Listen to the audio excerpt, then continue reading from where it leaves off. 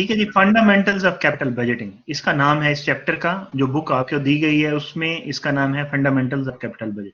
ठीक है, so will start. इसके जो कोर्स आउटलाइन है, हम इसके पूरे प्रोसेस को देखेंगे। कैपिटल बजटिंग प्रोसेस के अंदर हम मतलब mainly we are taking NPV rule, net present value का रूल हम यूज कर रहे हैं। उसके अंदर हमने जो जो चीजें करनी है, मैंने आपको एक ओवरऑल आपको समरी दे दी पिछले वाले लेक्चर की भी और इस लेक्चर की भी। ठीक है, एनपीवी को हम लेके चलेंगे। एनपीवी के अंदर हम सबसे पहले फोरकास्टिंग देखेंगे इंक्रीमेंटल अर्निंग की। ठीक है, इंक्रीमेंटल अर्निंग का मतलब क्या है? आपने प्रोजेक्ट लगाया नया, उस प्रोजेक्ट की वजह से जो आपकी अर्निंग में इजाफा होगा उसको आप देखेंगे, उसी की आप इनकम स्टेटमेंट बनाएंगे, या आप उसको अर्निंग स्टेटमेंट भी कहते हैं। ठीक है, income statement, earning statement. Proforma earning statement बनाएंगे। प्रोफॉर्मा आप को अगर नहीं पता हो तो मैं बता देता हूं, जो आप फोरकास्टिंग करके जो चीज बना रहे होते हैं उसको हम प्रोफॉर्मा स्टेटमेंट कहते हैं। ठीक है, जो आप अकाउंटिंग के अंदर भी बनाते हैं, जब आप मैनेजरियल अकाउंटिंग पढ़ेंगे तो उसके अंदर सारी प्रोफॉर्मा स्टेटमेंट्स होती हैं, क्योंकि मैनेजरियल अकाउंटिंग के अंदर जो हम स्टेटमेंट्स बनाते हैं वो टोटली आपके डिसीजन मेकिंग के लिए होती है, आपकी अपनी स्ट्रेटेजी होती है उसकी, आप उसकी प्लानिंग कर रहे होते हैं, तो आप वो अपने डिसीजन मेकिंग के लिए जो बनाते हैं फ्यूचर फोरकास्ट करके एक डायरेक्शन सेट करते हैं, तो उसमें प्रोफॉर्मा स्टेटमेंट्स ही बन रही होती हैं। ठीक है, वो आपने पब्लिश नहीं करनी होती आम पब्लिक के लिए, वो इंटरनल यूज के लिए होती है। तो ये भी आपकी performance statements normally internal use के लिए होती हैं, क्योंकि ये बेस करती हैं आपकी फोरकास्टिंग के ऊपर। तो फोरकास्टिंग जो है वो ज़ाहिर आपकी सारी प्लानिंग पर चल रही होती है। ये एक तरह से आपकी कंपनी का सीक्रेट होता है कि आप क्या देख रहे हैं, कि आपकी सेल्स कितनी रहेगी, आपका ये कितना रहेगा, कॉस्ट कितनी रहेगी, वगैरह वगैरह सारी चीजें जो है ना, जिसकी बेस के ऊपर आपका बजट वगैरह भी बनता है। ठीक है, तो फोरकास्टिंग इंक्रीमेंटल अर्निंग यानी आपकी इनकम में कितना इजाफा होगा ये इसके अंदर रहेगा। आप डिटरमिन करेंगे फ्री कैश फ्लो को, incremental free cash flow. Incremental earning और फ्री कैश फ्लो के अंदर डिफरेंस होगा। डिफरेंस किस वजह से होगा? कैश फ्लो आपका कैश की मूवमेंट को देखेगा। ठीक है, जबकि इनकम में हम इनकम को देख रहे होते हैं। फर्क क्या होता है? जब आप इनकम निकालते हैं तो उसमें बहुत सारे एक्सपेंसेस ऐसे होते हैं जो नॉन कैश एक्सपेंसेस होते हैं, जिसमें एक बड़ी एग्जांपल जैसे मैंने आपको कहा कि डेप्रिसिएशन की, तो डेप्रिसिएशन को आप ऐड बैक करते हैं। इसी तरह से आपका कुछ टैक्स होता है जो वो भी ऐड बैक होता है, कुछ चीजें ऐड बैक होती हैं आपकी जो कि नॉन कैश होती हैं। इनकम निकालते हो आप उनको सब्ट्रैक्ट करते हैं, जबकि आप जब कैश फ्लो निकालते हैं कैश फ्लो, तो उसके अंदर आप उसे ऐड बैक करते हैं। तो दूसरी जो चीजें हैं जो इफेक्ट करती हैं आपको इसके अंदर, अदर इफेक्ट्स,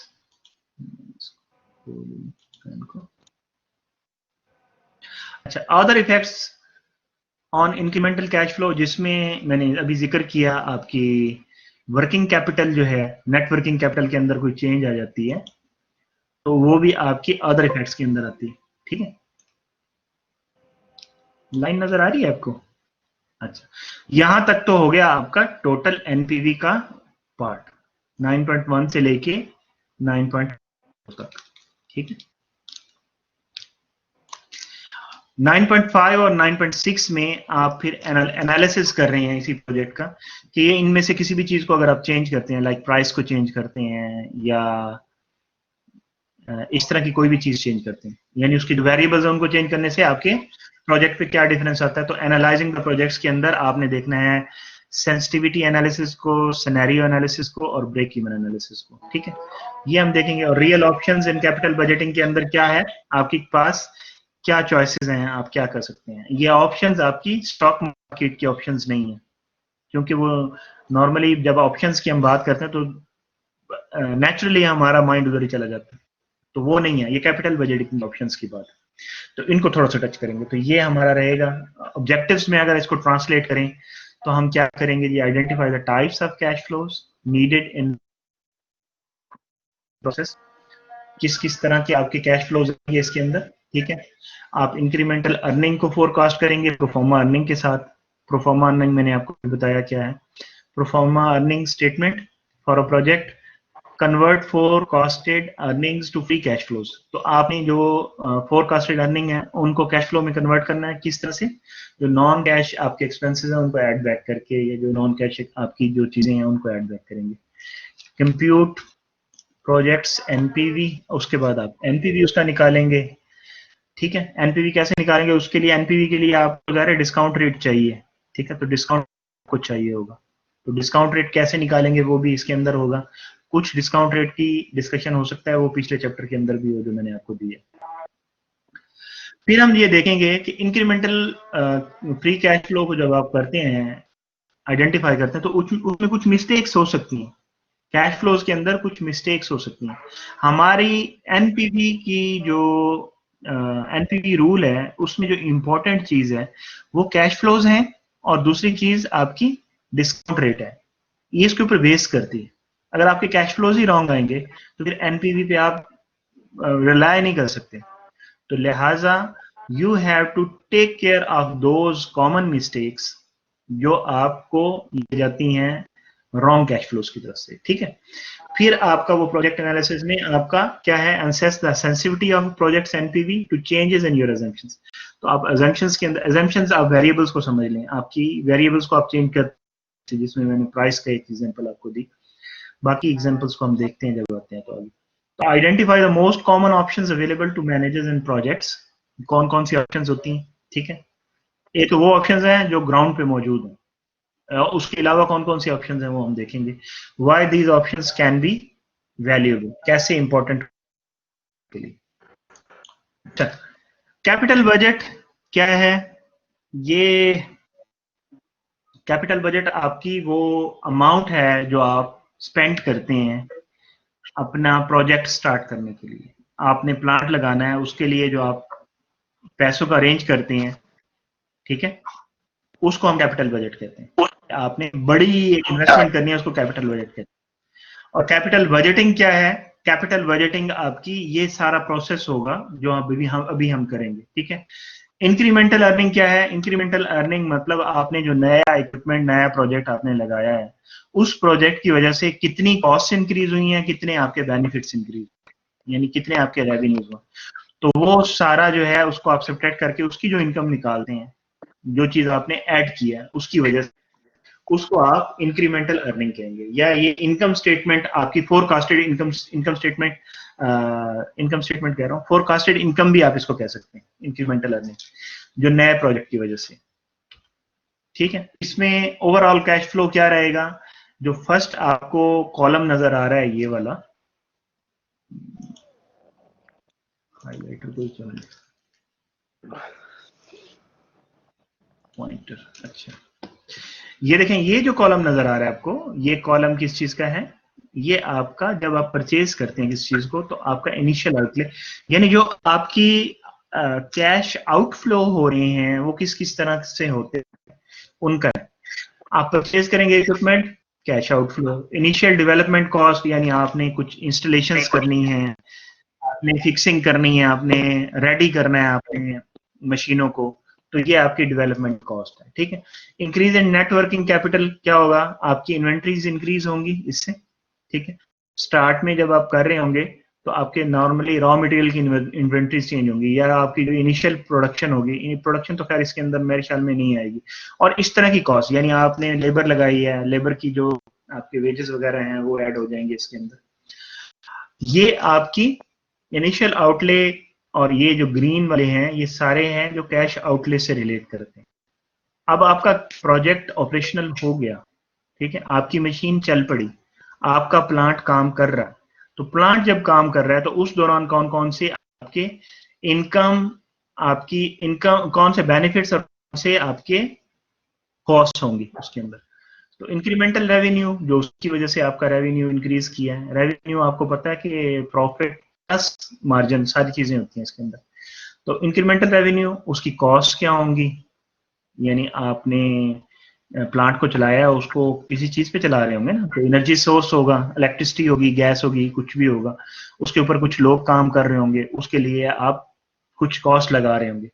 और जब अगर आप उसको चला रहे हैं, ऑपरेशनल कर रहे हैं प्लांट को, तो उससे आपकी जो इनकम हो रही है उसके ऊपर टैक्सेस वगैरह भी लग रहे हैं, आपको टैक्स भी पे कर रहे हैं। ये आउटफ्लो है, ये आउटफ्लो है, ये इनफ्लो है ड्यूरिंग द लाइफ प्रोजेक्ट, जैसे स्टार्ट ऑफ द प्रोजेक्ट है। अच्छा, नेटवर्किंग कैपिटल के अंदर जाएंगी, वो क्या होंगी? आपकी इन्वेंट्रीज जो आप प्रोड्यूस कर रहे हैं, प्रोडक्शन कर रहे हैं, मैन्युफैक्चरिंग जो हो रही है आपकी, उससे आपकी जो इन्वेंट्री बन रही है सारी तो नहीं सेल हो रही है ना, कुछ तो आपके पास भी रह रही होती है।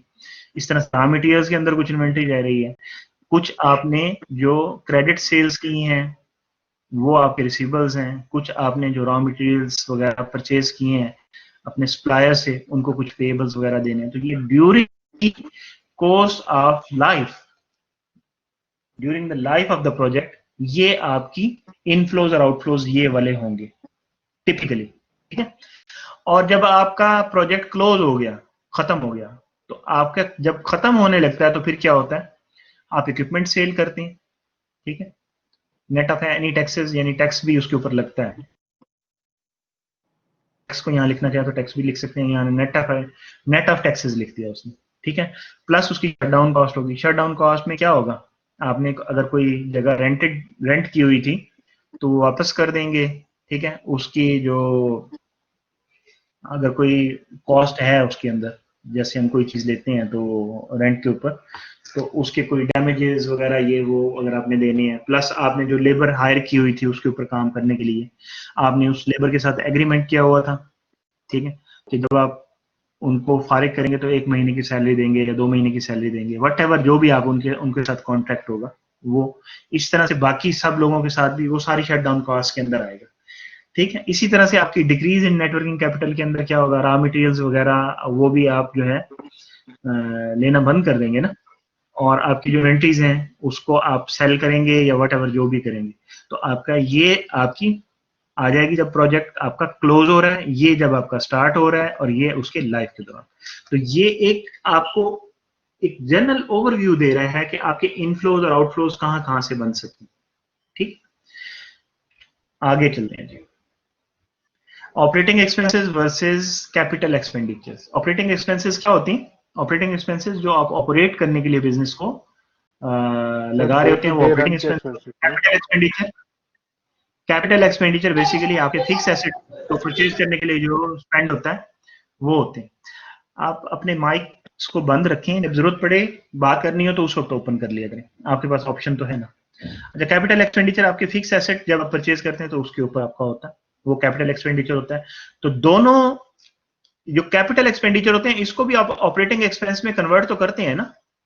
कैसे कन्वर्ट करते हैं? आपने एक मशीन ले ली, उसकी यूजफुल लाइफ से फॉर एग्जांपल 5 इयर्स थी, उसकी जो भी कॉस्ट थी उसको आपने अगर स्ट्रेट लाइन मेथड यूज कर रहे हैं, whatever depreciation method you are using, उस मेथड के जरिए आप उसकी कॉस्ट को उसको डिवाइड कर देते हैं उसके ऑपरेटिंग एक्सपेंसेस के अंदर।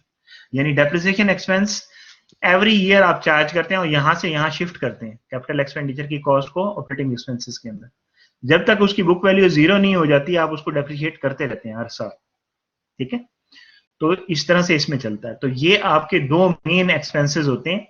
तो हमारा जो काम है एनपीवी जो हम फाइंड कर रहे हैं, जो हम देख रहे हैं कि वेदर हमें कोई चीज करनी चाहिए, नया कैपिटल एक्सपेंडिचर करना चाहिए या नहीं करना चाहिए, उसमें इन्वॉल्व ये सारी चीजें ही होंगी, ठीक है। आपके ऑपरेटिंग एक्सपेंसेस भी इन्वॉल्व होंगे और कैपिटल एक्सपेंडिचर्स भी इन्वॉल्व होंगे। मैं आपको वो विंडो बता रहा हूं जिसके थ्रू यहां से यहां पे एक्सपेंसेस आ रहे हैं और वो आपके आगे दिखाएगा भी सही उसको, ठीक है। और वही वो बात कर रहा है, depreciation expense do not correspond to actual cash outflows. तो आपका कैश एक्सपेंस तो नहीं होता, एक्चुअली आपका कैपिटल एक्सपेंडिचर होता है जो ब्रेक डाउन होके आपके ऑपरेटिंग एक्सपेंसेस के अंदर आ रहा होता है। And it is also important कि आप डेप्रिसिएट किस तरीके से कर रहे हैं, स्ट्रेट लाइन मेथड से कर रहे हैं, वट जिस मेथड से भी कर रहे हैं। यहाँ एक सैंपल टेबल दी हुई है, अभी इसको आप सिर्फ देख लें, आगे इसकी एग्जाम्पल आएगी तो वो ज्यादा आपको क्लियर हो जाएगा कि ये क्या बता रहा है। ऑपरेटिंग एक्सपेंसेस क्या हैं जी आपके? आपने प्लांट को रीडिजाइन किया, $50,000 के आपके ऑपरेटिंग एक्सपेंसेस हैं जो आप 0 टाइम पीरियड के अंदर कर रहे हैं, यानी अभी कर रहे हैं, ठीक है। और फिर आपके डेप्रिसिएशन एक्सपेंस जो है, अभी यहाँ पे उसने ये नहीं बताया कि आपकी इक्विपमेंट कितनी प्राइस का है, तो वो 5 साल की उसकी लाइफ बता के तो उसको स्ट्रेट लाइन मेथड के ऊपर वो डेप्रिशिएट करके दिखा रहा है कि ये आपका डेप्रिसिएशन एक्सपेंस जा रहा है इसका, ठीक है। ये भी किस में आ रहा है? ऑपरेटिंग एक्सपेंसेस के अंदर ही आ रहा है। ये भी ऑपरेटिंग एक्सपेंसेस है, ये भी ऑपरेटिंग एक्सपेंसेस के अंदर ही आएगा डेप्रिसिएशन, जो न्यू इक्विपमेंट को आप डेप्रिशिएट कर रहे हैं over the life of the equipment. ठीक है। अच्छा जी, incremental revenue and cost estimate. इसमें हम क्या देखेंगे, कौन से फैक्टर हम कंसीडर करते हैं प्रोजेक्ट के जो रेवेन्यू और कॉस्ट को हम देखने के लिए। A new product typically has lower sales initially. ठीक है। आपकी जो सेल होती है प्रोडक्ट लाइफ साइकिल अगर हम देखें तो किसी भी प्रोजेक्ट की जो सेल्स होती है स्टार्ट के अंदर, उसके नंबर ऑफ यूनिट जो सेल होते हैं वो कम होते हैं, क्योंकि लोगों को पता नहीं होता। आपने R&D के थ्रू आपने एक नया प्रोजेक्ट बनाया, ठीक है, एक नई प्रोडक्ट आपने डेवलप की, मार्केट में वो आपने इंट्रोड्यूस की, तो लोगों को उसका ज्यादा पता नहीं होता, नंबर वन। नंबर टू क्या होता है, उसकी प्राइस बहुत हाई होती है स्टार्ट के अंदर, क्योंकि आप उसका मार्जिन ले रहे होते हैं बहुत ज्यादा, स्टार्ट में प्रीमियम ले रहे होते हैं। तो the average selling price of a product and it's cost of production will generally change over time. तो आपकी जो प्राइस होती है, ये हम सेंसिटिविटी एनालिसिस के अंदर भी इन्हीं चीजों को देखेंगे, जो सेलिंग प्राइस होती है प्रोडक्ट की पर यूनिट, वो और उसकी कॉस्ट ऑफ प्रोडक्शन वो चेंज होती है। अगर उसकी नई प्रोडक्ट है आप दे रहे हैं मार्केट के अंदर, तो आप अपने हिसाब से उसकी प्राइस को सेट कर रहे हैं, क्योंकि उसके कंपटीशन में दूसरी प्रोडक्ट मार्केट के अंदर अवेलेबल ही नहीं है, तो उसकी प्राइस बहुत हाई रखते हैं आप, लेकिन उसकी सेल्स कम होती है। और साथ साथ आप लोगों को अवेयरनेस भी दे रहे होते हैं थ्रू योर मार्केटिंग के लोग जो है ये प्रोडक्ट परचेज करें। लेकिन आहिस्ता आहिस्ता वो क्या होता है कि दूसरे कंपेटिटर्स भी मार्केट के अंदर आ जाते हैं और वो भी सिमिलर प्रोडक्ट्स बनाना शुरू कर देते हैं। तो उससे क्या होता है कि आपको कॉस्ट कम करनी पड़ती है। और जैसे जैसे अवेयरनेस बढ़ती है, आपने नई प्रोडक्ट इंट्रोड्यूस कराई, अवेयरनेस बढ़ती है, तो लोग उस प्रोडक्ट को परचेज करते हैं, तो उसकी सेल्स बढ़ जाती है। ठीक है, सेल्स बढ़ती है। तो सेल्स जब बढ़ती है तो आप उसको ज्यादा प्रोड्यूस करते हैं, जब ज्यादा प्रोड्यूस करते हैं तो कॉस्ट ऑफ प्रोडक्शन डिक्रीज होती है उसकी। स्टार्ट में उसकी कॉस्ट ऑफ प्रोडक्शन बहुत हाई थी, आपने इनोवेट किया उसको, प्रोडक्ट को, नई प्रोडक्ट को बनाया, उसके लिए पूरा प्लांट आपने तैयार किया, लेकिन अब प्लांट बना लिया, अब दूसरे भी उसके ऊपर काम कर रहे हैं, ठीक है, या दूसरे काम नहीं कर रहे, आपने उसकी मार्केट बना ली, अब वो बहुत ज्यादा सेल हो रही है, you are the only supplier in the market, तो उसकी जो प्रोडक्शन है वो इंक्रीज हो जाएगी, यानी उसकी सेल ज्यादा होगी तो आपकी उसकी प्रोडक्शन इंक्रीज होगी, तो आपकी कॉस्ट ऑफ प्रोडक्शन उसकी क्या होगी, डिक्रीज हो जाएगी। जब आप ज्यादा प्रोड्यूस करेंगे तो आपको इकोनॉमीज ऑफ स्केल का बेनिफिट होगा, तो आपकी कॉस्ट ऑफ प्रोडक्शन डिक्रीज होगी। ठीक। For most industries competition tends to reduce profit margin. जैसे जैसे आपका कंपटीशन इंक्रीज होता चला जाता है, आपका प्रॉफिट मार्जिन वो स्लिम और थिन होता चला जाता है, कम होता चला जाता है, क्योंकि आपने कॉस्ट के ऊपर भी मार्केट के अंदर कंपेटिटिव रहना होता है, और फिर आपने उसकी क्वालिटी के ऊपर भी कंपेटिटिव रहना होता है, सारी चीजों पे होता है। ठीक है, तो आपको एक उसमें आपका प्रॉफिट मार्जिन भी होता है, जिसकी वजह से आप मार्केट के अंदर कंपेटिटिव रहते हैं। यानी अगर दूसरा वही प्रोडक्ट किसी लेसर प्राइस पे बेच रहे हैं तो आप हायर प्राइस पे बेचेंगे, तो उसकी कोई रीजन होनी चाहिए ना, या फिर आप उसी प्राइस पे बेचेंगे या उससे कम प्राइस पे बेचेंगे, तो आपका प्रॉफिट मार्जिन जो है वो स्लिम हो जाता है इसके अंदर। ठीक है। अच्छा, ये वो अभी एजम्पशंस की बात कर रहा है, क्या कुछ हो सकता है। ठीक है, आगे एग्जांपल आएगी तो वो सारी चीजों को इंप्लीमेंट करके दिखाया जाएगा। The evaluation is on how the project will change the cash flow of the project. ठीक है, इसमें फिर उसने एक टेबल दे दी। ठीक है, इंक्रीमेंटल रेवेन्यू आपका ईयर 1 में, अच्छा ईयर 0 के अंदर इंक्रीमेंटल कॉस्ट क्या पड़ रही है जी, 50 है। ये में भी मिलियन ऑफ डॉलर में हो या थाउजेंड डॉलर के अंदर होगी। ठीक है, तो आपका जो इंक्रीमेंटल रेवेन्यू है वो 500 है, 500 हर साल में रहा है over the life of the project. Every year you are getting incremental revenue of 500। Incremental क्यों कह रहे हैं कि बिजनेस ऑलरेडी चल रहा है, आपने एक नया प्रोजेक्ट ऐड किया उसके अंदर, तो सिर्फ उस प्रोजेक्ट की आप देख रहे हैं कि अर्निंग क्या हो रही है, तो इस वजह से हम उसको अर्निंग की बजाय इंक्रीमेंटल अर्निंग कह रहे हैं, कि उस प्रोजेक्ट से जो अर्निंग होगी वो आपके बिजनेस के अंदर इंक्रीमेंटल अर्निंग है। ठीक है, इसी तरह से उस प्रोजेक्ट में जो आप कॉस्ट लगा रहे हैं वो उसकी इंक्रीमेंटल कॉस्ट है, तो आपने उसको रेडी किया अभी, और फिर during the life of the project 150 million या 1000 आपने उसका वो कर रहे हैं, और डेप्रिसिएशन क्या रहेगी, 204,000 है, ये स्टार्ट था ना ये यहाँ पे। 204,000 था, ये 1000 है। यहाँ देखें 50,000 है, ये 50 उसने जीरो के जीरो में लिखा, ये वही एग्जांपल है, उसी को कंटिन्यू कर। तो ये आपका इस तरह से, ठीक है, कुछ इस तरह बन जाएगा आपका। अब आप आ जाएं जी टैक्सेस के ऊपर। Incremental earning before interest and taxes, EBIT, earning before interest and taxes, जिसको हम ऑपरेटिंग प्रॉफिट या ऑपरेटिंग इनकम भी कहते थे। हम क्या करते हैं, हम कहते हैं जी जो हमारा रेवेन्यू है उसमें से हम जो इनकम स्टेटमेंट बनाते हैं, किस तरह से बनाते हैं, हम कहते हैं रेवेन्यू में से हम सब्ट्रैक्ट कर देते हैं कॉस्ट ऑफ गुड्स सोल्ड, तो हमारे पास आ जाता है ग्रॉस प्रॉफिट, ठीक है।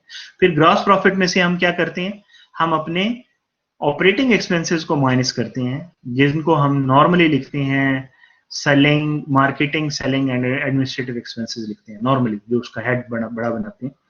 ऑपरेटिंग एक्सपेंसेस जो आपके बिजनेस को ऑपरेट करने के लिए आपको चाहिए, आप ग्रॉस प्रॉफिट में से ऑपरेटिंग एक्सपेंसेस को निकालते हैं, तो आपके पास क्या आता है, ऑपरेटिंग इनकम या ऑपरेटिंग प्रॉफिट आता है। उसी ऑपरेटिंग इनकम या ऑपरेटिंग प्रॉफिट को आप earning before interest and taxes कहते हैं। तो आपकी incremental earning before interest and taxes या ऑपरेटिंग इनकम क्या रही जी, इंक्रीमेंटल रेवेन्यू में से इंक्रीमेंटल कॉस्ट निकाली, ये बेसिकली रेवेन्यू है, गुड सोल्ड है, ठीक है, इंक्रीमेंटल कॉस्ट, और फिर उसमें से डेप्रिसिएशन निकाली according to what we are doing here. इसमें देखें इंक्रीमेंटल कॉस्ट है और डेप्रिसिएशन, तो उसी को हम कंटिन्यू कर रहे हैं। वैसे इसके अंदर आपकी दूसरे ऑपरेटिंग एक्सपेंसेस भी इंक्लूड हो सकते हैं, अभी एग्जांपल करेंगे तो उसके अंदर आ जाएगा, ठीक है। तो आपका ऑपरेटिंग इनकम आ गई। हम कर क्यों रहे हैं ये, हम इनकम निकालने के लिए कर रहे हैं, इंक्रीमेंटल अर्निंग निकालने के लिए। इंक्रीमेंटल अर्निंग और इंक्रीमेंटल इनकम और इनकम सेम चीज है। इंक्रीमेंटल क्यों कह रहे हैं वो मैं बार बार आपको बता रहा हूं, क्योंकि आप सिर्फ उसी प्रोजेक्ट को देख रहे हैं, ठीक है, और यहाँ फोरकास्ट कर रहे हैं। मार्जिनल कॉर्पोरेट टैक्स रेट क्या है जो हम पे करते हैं, ठीक है, वो आप क्या करते हैं, आपका जो भी ऑपरेटिंग प्रॉफिट है उसके साथ आप टैक्स रेट को मल्टीप्लाई करेंगे तो वो आपके पास टैक्स आ जाएगा जो आपने पे करना है। इसमें हमारी एजम्पशन ये है कि आपका जो कंपनी है, जो प्रोजेक्ट वो स्टार्ट कर रही है, जो बाय कर रही है, वो उसके लिए उसने लोन नहीं लिया, इसीलिए कोई इंटरेस्ट एक्सपेंस नहीं है, इंटरेस्ट जीरो है इसमें, इसीलिए एबिट लिख दिया उसने। अदरवाइज इंटरेस्ट होता तो हम क्या करते, earning before interest and taxes के अंदर से हम फिर माइनस करते इंटरेस्ट को, कि हमने जितना इंटरेस्ट पे किया हर साल के अंदर, फिर आपका अर्निंग बिफोर टैक्स आता और उसके साथ आपकी मल्टीप्लाई होती है, आपकी टैक्स रेट मल्टीप्लाई होता, तो आपका टैक्स निकलता। तो अब आपने क्या किया, टैक्स निकाल लिया, तो टैक्स आप सब्ट्रैक्ट कर देंगे। देखें क्या किया उसने, इंक्रीमेंटल रेवेन्यू ये रहा, ये सेम है, ये सेम है, एबिट निकाला उसने, this minus this minus this, ये आ गया, इसमें से कुछ नहीं हो रहा, ये 0 माइनस 50 है तो माइनस 50 आ गया। तो ये 146 पहले साल नहीं, आज के दिन में हमें उसका 50,000 जो है एबिट है यानी लॉस है, और फिर during the life of the project उसका ऑपरेटिंग इनकम जो है 146 आ रही है। उसके ऊपर 146 के ऊपर आपने टैक्स रेट लगाया जो कि 40% था शायद, कितना था जी, सपोज 40% है, ये यहाँ 40% है, 40% है तो 40% आपने लगाया, तो आप ये 40% टैक्स इसमें से सब्ट्रैक्ट हो गया, इसमें से होगा तो ये इसका रिबेट बन जाएगा, इसमें आपको आपका टैक्स माइनस हो जाएगा। तो आपकी इंक्रीमेंटल अर्निंग कितनी आ गई जी, आज के दिन में वो 30,000 है, और ईयर 1 से लेके ईयर 5 तक 87,600, ठीक है, 87,600 या 87,600, ठीक है, आपकी इंक्रीमेंटल अर्निंग बन गई, ये आपकी इनकम आ गई। हमारी जो इनकम स्टेटमेंट जिस तरह जो फॉर्मेट है वो हमें हेल्प कर रहा है इंक्रीमेंटल अर्निंग निकालने के लिए। हमने इंक्रीमेंटल अर्निंग निकाल ली, अब हम क्या करेंगे, लेट्स सी। अब पहले इसको किसी एग्जांपल के साथ चेक करते हैं, ठीक है। अब ये प्रॉब्लम का पूरा सिनेरियो वो बताएगा कि क्या है, किस तरह से हमने इंप्लीमेंट करना है इसको, सारी चीजें वो इसकी बताएगा यहाँ पे हमें। तो हम जरा गौर से देखते हैं कि प्रॉब्लम हमें क्या बता रहा है। प्रॉब्लम क्या बता रहा है जी, मेरी आवाज आ रही है? Yes sir. जी ठीक है। प्रॉब्लम क्या बता रहा है, suppose that the managers of the router division of Cisco systems. Cisco आपको पता है कि नेटवर्किंग की बहुत बड़ी कंपनी है, इसकी सर्टिफिकेशंस वगैरह भी करवाती है और ये नेटवर्किंग करती भी है। Cisco systems are considering the development of a wireless home networking appliance. एक अप्लायंस के ऊपर काम कर रहे हैं, वो एक प्रोडक्ट बना रहे हैं, एक अप्लायंस है जिसको उन्होंने नाम दिया है होमनेट का, ठीक है, called HomeNet, that provide both the hardware and software necessary to run an entire home from any internet connection. उसको सिर्फ इंटरनेट कनेक्शन की जरूरत है उस डिवाइस को, और वो इंटरनेट कनेक्शन के साथ वो चलेगी। उसका हार्डवेयर भी है, उसका सॉफ्टवेयर भी इसके अंदर इंक्लूडेड है, यानी आपने सेपरेट कॉस्ट को नहीं देखना, हार्डवेयर सॉफ्टवेयर की सेपरेट कॉस्ट को नहीं देखना, ठीक है। ये अब क्या करेगा जी, हमें यहाँ इस स्लाइड से ये पता चला कि सिस्को वाले कोई प्रोडक्ट के ऊपर काम कर रहे हैं जिसका नाम होमनेट है, उसकी हार्डवेयर सॉफ्टवेयर इंक्लूडेड है, ठीक है, और वो इंटरनेट कनेक्शन पे चलती है। नेक्स्ट स्लाइड पे देखते हैं जी प्रॉब्लम क्या बताता है। In addition to connecting computer and smartphones, यानी वो डिवाइस जो है होमनेट, उस पे कंप्यूटर भी कनेक्ट हो सकते हैं, स्मार्टफोन भी कनेक्ट हो सकते हैं, और जितनी भी इंटरनेट कैपेबल डिवाइसेस हैं या इंटरनेट कैपेबल अप्लायंसेस जो हैं, वो सारी भी उसके साथ अटैच हो सकती हैं, ठीक है। उसमें आपके टेलीविजन आ सकते हैं, आपकी स्ट्रीमिंग वीडियो सर्विसेज आ सकती हैं, आपके हीटिंग और एयर कंडीशनिंग डिवाइसेस यूनिट्स आ सकते हैं, और मेजर अप्लायंसेस लाइक आपका रेफ्रिजरेटर आ सकता है, आपको माइक्रोवेव ओवन आ सकता है, आपका वॉशिंग मशीन आ सकती है, और मे बी हमारे पास तो ये अभी नहीं आई ये चीजें तो खैर हमारे पास हैं जो इंटरनेट के साथ कनेक्ट हो जाती हैं। ये सारी चीजें अवेलेबल है पाकिस्तान के अंदर भी, जो नेट के साथ कनेक्ट हो जाती हैं। लेकिन पूरे घर का जो पैनल होता है आपका, यानी आपका जो इलेक्ट्रिसिटी का जो पैनल होता है, जहां से आपका वो ब्रेक डाउन करता है, यानी आप क्या उसको बोलते हैं, वो पूरा भी इंटरनेट के साथ उसकी भी कनेक्टिविटी होती है, ठीक है। यानी आप अपने पूरे घर की इलेक्ट्रिसिटी को भी कंट्रोल कर सकते हैं इंटरनेट के थ्रू। तो ये सारी चीजें उसके साथ कनेक्ट हो जाती हैं। The major competitor for HomeNet is product being developed by branded Quigley Corporation. Branded Quigley एक और कॉर्पोरेशन है जो कि इनका कंपेटिटर है इनकी प्रोडक्ट का, और वो डेवलप कर रहे हैं अभी, बीइंग डेवलप्ड यानी अभी डेवलप कर रहे हैं, वो मार्केट के अंदर नहीं है उनकी प्रोडक्ट। ये प्रोडक्ट की खुसूसियत क्या है, ये सारी डिवाइसेस को घर की कंट्रोल कर लेती है, यानी आप एक डिवाइस के साथ आप घर की सारी चीजों को कंट्रोल कर सकते हैं। उसके लिए क्या चाहिए होगा, उसके लिए आपको सिर्फ एक इंटरनेट कनेक्शन चाहिए होगा। Based on extensive marketing survey, अब आ गए हम कि हम कितना सेल कर सकते हैं इस प्रोडक्ट को। मार्केटिंग सर्वे क्या बताता है, sales forecast for HomeNet is 50,000 units per year. एक साल के अंदर 50,000 यूनिट्स आप सेल कर सकते हैं, सेल फोरकास्ट है आपकी। Given the pace of technological change, ठीक है, जितनी स्पीड से डेवलप हो रही हैं प्रोडक्ट्स, तो सिस्को वाले ये समझते हैं कि 4 साल इसकी लाइफ होगी इस प्रोडक्ट की, ठीक है। उसके बाद ये नॉर्मल हो जाएगा, अगर चाहे तो इसे कंटिन्यू करें, चाहे तो डिसकंटिन्यू करके फिर कोई नई प्रोडक्ट लें। बहुत सारी कंपनीज होती हैं वो जो नई प्रोडक्ट्स देती हैं, ठीक है, नई एक प्रोडक्ट खत्म होती है तो नई देती हैं। इसमें आप एग्जांपल ले सकते हैं आईफोन की। आईफोन के जो स्टार्ट के मॉडल थे वो डिसकंटिन्यू कर दिए इन्होंने, ठीक है, एक खास हद तक उसकी बैकअप देते हैं, उसके बाद उसको डिसकंटिन्यू कर देते हैं पुराने प्रोडक्ट को, और नए प्रोडक्ट के ऊपर शिफ्ट कर जाते हैं। तो आहिस्ता आहिस्ता ये शिफ्ट करते चले जाते हैं नई प्रोडक्ट्स के ऊपर। इस तरह से आप देखें, विंडोज जो स्टार्ट में आई थी वो आपकी डॉस ऑपरेटिंग सिस्टम के साथ चलती थी, यानी आपका ऑपरेटिंग सिस्टम डॉस होता था लेकिन विंडोज उसके ऊपर चलती थी। विंडोज 3.1 थी, फिर 3.11 आई, तो अब आज किसी को पता भी नहीं है उनके नामों का। फिर विंडोज आपकी 95 आई थी, फिर विंडोज 2000 आई थी, 98 आई थी, 2000 आई थी, आज किसी को भी नहीं पता, ठीक है। फिर विंडोज 7 आई थी, अभी विंडोज 7 भी बहुत पुरानी समझी जाती है, ठीक है। तो ये सारी वो क्या करते हैं जी, एक तरह से वो अपने पुरानी प्रोडक्ट्स को डिसकंटिन्यू करते हैं, जो टेक्नोलॉजिकल कंपनीज होती हैं। तो इनका भी ये इरादा है कि 4 साल चलेगा प्रोजेक्ट, उसके बाद आपका क्या होगा जी, ये प्रोजेक्ट आप इसको छोड़ देंगे, ठीक है। 4 साल इसकी लाइफ है। And N expected wholesale price of 260 the price Cisco will receive from store, यानी आप ये अपनी प्रोडक्ट अपने डिस्ट्रीब्यूटर्स को देंगे, स्टोर के ऊपर रखेंगे, स्टोर वाले जो जितने पैसे का भी वो बेचें, ठीक है, आपको वो जो देंगे वो 260 होगा, ठीक है। आपका जो रेवेन्यू होगा वो 260 होगा। After subtracting what ever the margin retailer will receive, you will get $260 out of that. एक प्रोडक्ट के ऊपर आपको 260 मिलेगा, और आप कितने सेल कर रहे हैं? 50,000 सेल कर रहे हैं। Actual production will be outsource at a cost including packaging. तो आप खुद से नहीं बना रहे ये प्रोडक्ट, आप आउटसोर्स कर रहे हैं। आउटसोर्सिंग कैसे होती है?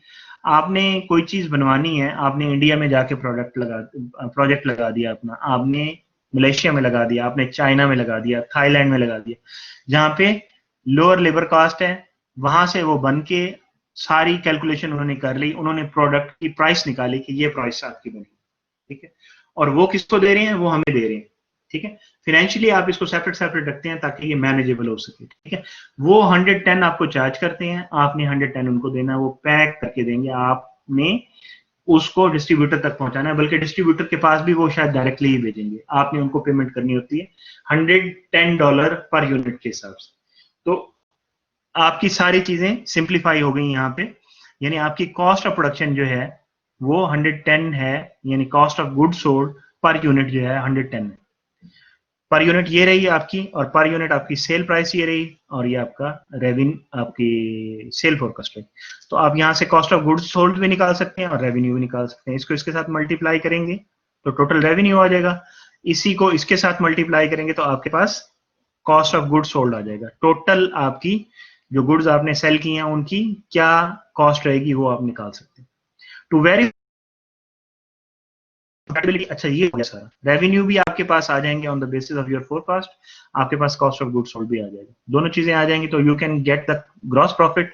Now what you are concerned about, आपने इसको ऑपरेट कैसे करना, क्या आप क्या करेंगे?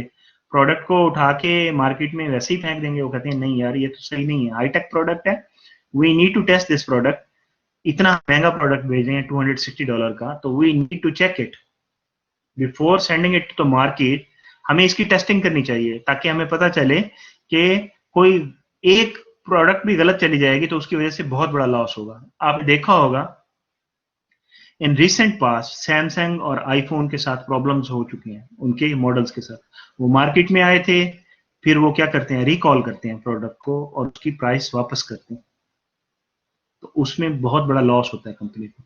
तो इसीलिए बेहतर समझा जाता है कि वो अच्छी तरह से टेस्ट करके प्रोडक्ट मार्केट के अंदर भेजी जाए ताकि आपको बड़ा लॉस ना हो। तो टेस्टिंग इंपॉर्टेंट है उन्होंने, क्योंकि हाईटेक प्रोडक्ट है तो इसका टेस्टिंग करना बहुत जरूरी है। तो आप क्या करेंगे इसके लिए? टेस्टिंग के लिए टेस्टिंग लैब बनाना जरूरी है। To verify the compatibility of the new consumer internet ready appliance as they become available with the home net system, Cisco must also establish a new lab for testing purposes. तो आप पहले test करेंगे उसको। अब test करेंगे तो lab बनाएंगे, तो लैब का इक्विपमेंट लेना पड़ेगा आपको। लैब का इक्विपमेंट हैवी होगा ना, बिग प्राइस होगी उसकी।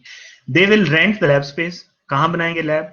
रेंट करेंगे, but will need to purchase 7.5 million of new equipment. Testing equipment जो आप लेंगे 7.5 million का आएगा। The equipment will be depreciated using the straight line method. आ गया कैपिटल एक्सपेंडिचर आपका, ठीक है, कैपिटल एक्सपेंडिचर आ गया। उस कैपिटल एक्सपेंडिचर आपका एसेट होता है ना, फिक्स एसेट होता है। ये इनकम स्टेटमेंट में तो नहीं शो होता। इनकम स्टेटमेंट में कैसे आएगा? डेप्रिसिएशन के थ्रू आएगा, ठीक है। डेप्रिसिएशन का जो भी मेथड होगा वो मेथड यूज करते हुए आप उसको इनकम स्टेटमेंट के अंदर शो करेंगे under operating expenses. Other operating expenses क्या होंगे? उसने कहा वो रेंट करेगा, लैब स्पेस को रेंट करेगा, ठीक है। अच्छा, the equipment will be depreciated using the straight line method over 5 year life. Cisco's marginal tax rate भी बता दिया उसने, 40% है। सिस्को जो टैक्स पे करता है गवर्नमेंट को वो 40% पे करता है, ठीक है। तो इसका मतलब है आप क्या निकाल सकते हैं? आप ऑपरेटिंग एक्सपेंसेस निकालेंगे और फिर उसके ऊपर ऑपरेटिंग प्रॉफिट निकालेंगे, ऑपरेटिंग प्रॉफिट निकाल के उसके ऊपर टैक्स लगाएंगे और फिर टैक्स माइनस करके आपके पास क्या आएगा? आपके पास इनकम आ जाएगी उस प्रोजेक्ट की, जिसको हम कह रहे हैं इंक्रीमेंटल अर्निंग। आपकी इंक्रीमेंटल अर्निंग आएगी। लेट्स सी आगे क्या बता रहा है, अभी प्रॉब्लम कंटिन्यू कर रहा है। The lab will be operational at the end of 1 year। 1 साल के एंड पे ऑपरेशनल हो जाएगी। At that time HomeNet will be ready to ship. उस वक्त आप उसके भेजने के काबिल होंगे। Cisco expects to spend 2.8 million per year on rental cost, जो रेंट कर रहा है स्पेस को उसकी कॉस्ट है for the lab space, as well as marketing and support for the product. जो मार्केट करेगा, लोगों को अवेयरनेस देगा नई प्रोडक्ट के बारे में वो, और जो सपोर्ट होगी इन केस आपका कोई आप यानी कोई उसका हो सकता है कॉल सेंटर बनाएं, लोगों को कोई प्रॉब्लम आती है वो पूछते हैं, तो कॉल सेंटर भी आप स्टैब्लिश करेंगे, तो उसके लिए भी तो आपकी वो स्पोर्ट सर्विसेज के अंदर आएगा। या आपकी कोई प्रोडक्ट के अंदर कोई माइनर डिफेक्ट आ जाता है, तो उसकी आपकी आफ्टर सेल सर्विसेज के अंदर जो आप लेते हैं वो आपकी स्पोर्ट सर्विसेज है। तो इन सारे की सब चीजों के ऊपर 2.8 मिलियन पर ईयर आपका स्पेंड होगा, ठीक है। उसमें आपकी लैब्स पे, आपकी मार्केटिंग है, आपकी स्पोर्ट है, ये सारे आपके ऑपरेशनल एक्सपेंसेस होगा, ठीक है। Forecast the incremental earning from the HomeNet project. तो हमारा क्वेश्चन क्या बना जी, हमने फोरकास्ट करना है कि इंक्रीमेंटल अर्निंग क्या रहेगी, तो निकाल सकते हैं, हम पीछे देखा हुआ। सो लेट्स सी, देखते हैं इसको। सबसे पहले आपने प्लान कर लिया इंक्रीमेंटल, आप रेवेन्यू से निकालेंगे, आपके पास सेल फोरकास्ट है, उससे मल्टीप्लाई कर दें per unit, sale price per unit, उसको मल्टीप्लाई, आपके पास इंक्रीमेंटल रेवेन्यू आ जाएगा। Additional unit sold times price, तो आपकी 50,000 की आपकी फोरकास्ट थी, 260 पर यूनिट आपका उसकी प्राइस थी, मार्केट प्राइस जिस पे आप सेल कर रहे हैं उसे, उसके साथ मल्टीप्लाई कर दिया, आपका आपका 13 मिलियन जो है आपका एडिशनल रेवेन्यू बन गया या इंक्रीमेंटल रेवेन्यू बन गया। आपकी goods, cost of good per unit थी वो 110 थी, आपके टोटल यूनिट जो आपने सेल किए हैं 50,000 किए हैं, तो 50,000 से आप मल्टीप्लाई कर देंगे उसको, तो आपका क्या आ जाएगा 5.5 मिलियन आपकी कॉस्ट ऑफ गुड, ठीक है। ये आपकी प्लानिंग चल रही है, आपने कॉस्ट ऑफ गुड सोल्ड निकाल ली, रेवेन्यू निकाल रही, रेवेन्यू भी निकाल लिया। अब आप देखेंगे कि डेप्रिसिएशन कितनी बनती है। 7.5 मिलियन आपके पास क्या था जी, उसकी कॉस्ट थी इक्विपमेंट की, और 5 साल यूजफुल लाइफ थी। स्ट्रेट लाइन मेथड था तो सिंपली 5 से डिवाइड कर देंगे। 1.5 मिलियन आपकी डेप्रिसिएशन होगी जो ऑपरेटिंग एक्सपेंसेस के अंदर इंक्लूड होगी हर साल, क्योंकि 5 साल की लाइफ, ठीक है। और आपके सेलिंग जनरल और एडमिनिस्ट्रेटिव एक्सपेंसेस जिसको हम जनरली ये बोलते हैं, इसके अंदर क्या है, आपका रेंट है, मार्केटिंग और सपोर्ट। 2.8 मिलियन ये है, ये उसने ऑलरेडी आपको डाटा दिया हुआ।